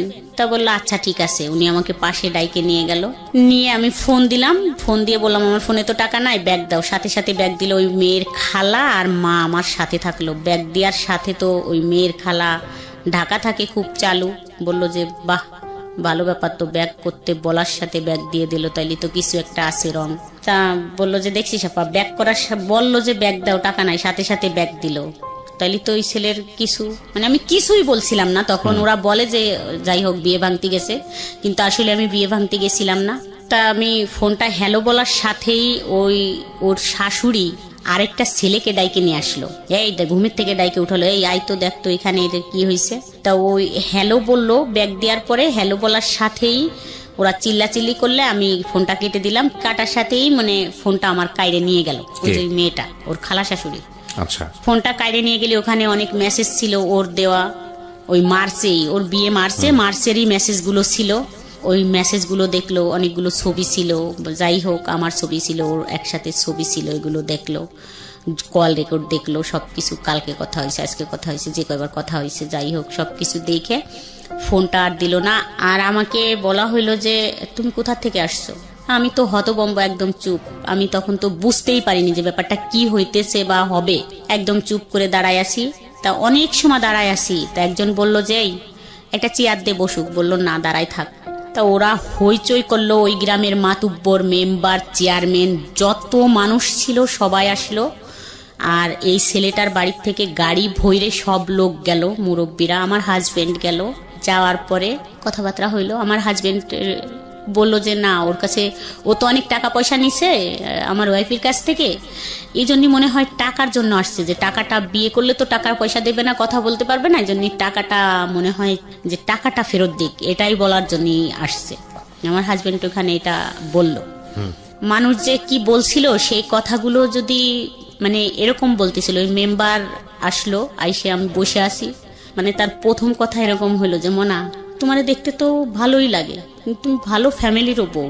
তা বিয়ের আগে ছেলেরা একটু টাইম পাস করে, এরকম বিয়ে করে না। যদি তোমাকে বিয়ে করতো তাহলে এই মেয়ের সাথে বিয়েতে রাজি হইতো না। তুমি এখানে কেন আসছো? আমি সত্যি আমি বুঝি নাই যে আমি আসলে কিসের জন্য ওখানে চলে গেছিলাম। এখন আমার মনে পড়ে যে আমি কেন গেলাম ওইখানে, আর কি জন্য। আজ তো না গেলে খুব ভালো জীবন কাটাইতে পারতাম এরকম, কিন্তু আমি জানি না বাট কেন গেছিলাম। কি ছিল আমি জানি না। জীবনে যত গালাগালি আর যত কথা শুনছি তার থেকে আমার কাছে মনে হচ্ছিল যে কিসে এসে পড়লাম আর কি করলাম। দেখেন, তারা যেসব আচরণ করেছে এটা তাদের জায়গা থেকে যুক্তিপূর্ণই ভাবে যে এত বড় বড় দুটো সন্তান আছে, সে একটা জায়গায় সংসার করছে, এরকম একটা ছেলের সঙ্গে সম্পর্ক করে যে ছেলের বিয়ে হওয়ার কথা সেই ছেলের বাড়িতে গিয়ে উপস্থিত হয়েছে এই মহিলা। আপনার ব্যাকগ্রাউন্ড তো তারা জানে না। আজকের এই গল্পে যেভাবে আপনি আজকে বলেছেন, তবুও 2 ঘন্টার সময় এনাফ না একটা মানুষের পুরো গল্প আনার জন্য। এই ব্যাকগ্রাউন্ড তো তারা জানে না, তারা শুধু রেজাল্টটা দেখছে, যেটার কথা আমি একটু আগেই বলেছি। পত্রপত্রিকায় বিভিন্ন জায়গাতে আমরা এরকম ঘটনা দেখি, তো তারা তো সেটা জানে না। সুতরাং 1000 জন মানুষের সাইকোলজিকে তো আপনি জাস্টিফাই করতে পারবেন না। হ্যাঁ, আপনার জন্য কষ্টকর, কারণ তারা অতীত জানে না, কিভাবে হয়েছে সেটা জানে না, কেন হয়েছে সেটা জানে না। তারপরও সামাজিকতার জায়গাটা থেকে এগুলো অন্যায়, চরমতম অন্যায়। কিন্তু এখানে যদি আপনাকে দোষ দেওয়ার জায়গাটা থাকে, সেটা একটা জায়গাতে আছে, সেটা নয় আমি একটু পরে কথা বলতে চাই। কারণ এই সম্পর্কটা তো 10 বছরের, ততদিনে আপনার একটা ম্যাচুরিটি এসছে, কিন্তু আপনি এতটাই বেশি ছেলেটার প্রতি ফলিন হয়েছেন, এতটাই বেশি প্রেমে মজে গেছেন, বা এতটাই বেশিও আপনাকে ভালোবেসে ফেলেছে যে এখানে আসলে আর কোনো যুক্তি খাটতেছে না। মানে মেয়ে বড় হয়ে গেছে, মেয়ের জামাই হয়েছে, মেয়ের বিয়ে শাদী হয়ে গেছে, ছেলে এত বড় হয়ে গেছে। আজকে আপনি ছেলেকে সাথে করে নিয়ে এসছেন স্টুডিওতে, স্টুডিওর বাইরে আপনার ছেলে অপেক্ষা করছে। এত বড় হয়ে গেছে, লোকজন জানাজানি হয়ে গেছে, এখন আর এসব চলে না। এখন নিজের জায়গাটা তৈরি করে নেওয়া উচিত, আলাদা হয়ে বের হয়ে যাওয়া উচিত। সেই জন্য যথেষ্ট সময় পেয়েছেন, কিন্তু সেটা সম্ভব হয়নি because of you love him deadly. এবং একটা কথা আছে যে যুদ্ধক্ষেত্র এবং ভালোবাসার ক্ষেত্র, এই দুটো ক্ষেত্রে নাকি সবকিছুই সম্ভব। এখানে কোনো হানা বলে কোনো কিছু নেই। Everything is possible in love and war. যাই হোক, আমি বারবারই বলি যে ভদ্রমহিলার দিকে বা উনি যা বলতে এসছেন সেদিকে আঙুল তোলা আমাদের উদ্দেশ্য নয়। ওনার জীবনে যেটা ঘটেছে সেখান থেকে শিক্ষা নেওয়াটাই হচ্ছে আমাদের অনুষ্ঠানের মূল উদ্দেশ্য। জি, তারপরে কি হলো বলেন তো ওই বাড়িতে? তারপরে ওরা ওদের রান্না বান্না কমপ্লিট করলো, সবাই বললো, ওই মেম্বার বললো যে ঠিক আছে তোমরা সব করো, এখানে বিয়ে ভাঙা টাঙা লাগবে না, ওই মেয়েটা চলে যাচ্ছে, ওকে চলে যাইতে দাও। ওর হাজব্যান্ড আসছে, ওর হাজব্যান্ড খুব ভালো মানুষ, দিয়ে দাও, যাই করছে ভুল করছে না। কিন্তু এখানে তো একটা প্রশ্ন এসে যায়, যেখানে ওনারা সেলফোন পেলো, আপনার এরকম একটা অবস্থা দেখতেছে, ছেলেও আপনার প্রতি ডেভোটেড, এটা ওরাও বুঝতে পারছিল, তারপরে ওরা বিয়ে দিতে চাচ্ছিল কেন মেয়েটাকে? ওই ছেলেটার সম্পূর্ণ কাজ কমপ্লিট হয়ে গেছে, বিয়ের ডেট পড়ে গেছে, দাওয়াত হয়েছে, মেহমান অতিথি এসে গেছে, টাকা পয়সা। দেখেন, আমাদের সামাজিক দৃষ্টিভঙ্গির এই জায়গাগুলোর পরিবর্তন খুব জরুরি, খুব জরুরি। পরিবর্তন যে হচ্ছে না তা না, তবে পরিবর্তনগুলো খুব জরুরি। এটা অস্বীকার করার কোনো উপায় নাই যে একটা মেয়ের বিয়ের অনুষ্ঠান সবকিছু প্ল্যান হওয়ার পরে যখন বিয়েটা ভেঙে যায়, তখন পরবর্তীতে ওই মেয়েটার সামাজিকভাবে বিয়ে হওয়াটা কতটা কঠিন আমাদের সমাজে। তাহলে চিন্তা করে দেখুন যে এত কিছু জানার পরেও কেন মানুষ বাধ্য হচ্ছে এই ছেলেটার সঙ্গে এই মেয়েটাকে না মানে বিয়ে দেওয়ার জন্য। মানে আমাদের সমাজ ব্যবস্থা এই জায়গাটায় কতটা কঠিন। আমরা সামাজিক সচেতনতার জন্য এত কিছু করি, আমরা এত কিছু করি, এত এত বিষয়গুলো নিয়ে আসি, কিন্তু এই বিষয়গুলো আমরা কেন আনি না? এই বিষয়গুলো নিয়ে মানুষকে আমরা কেন বেশি বেশি কথা বলার সুযোগ দিই না?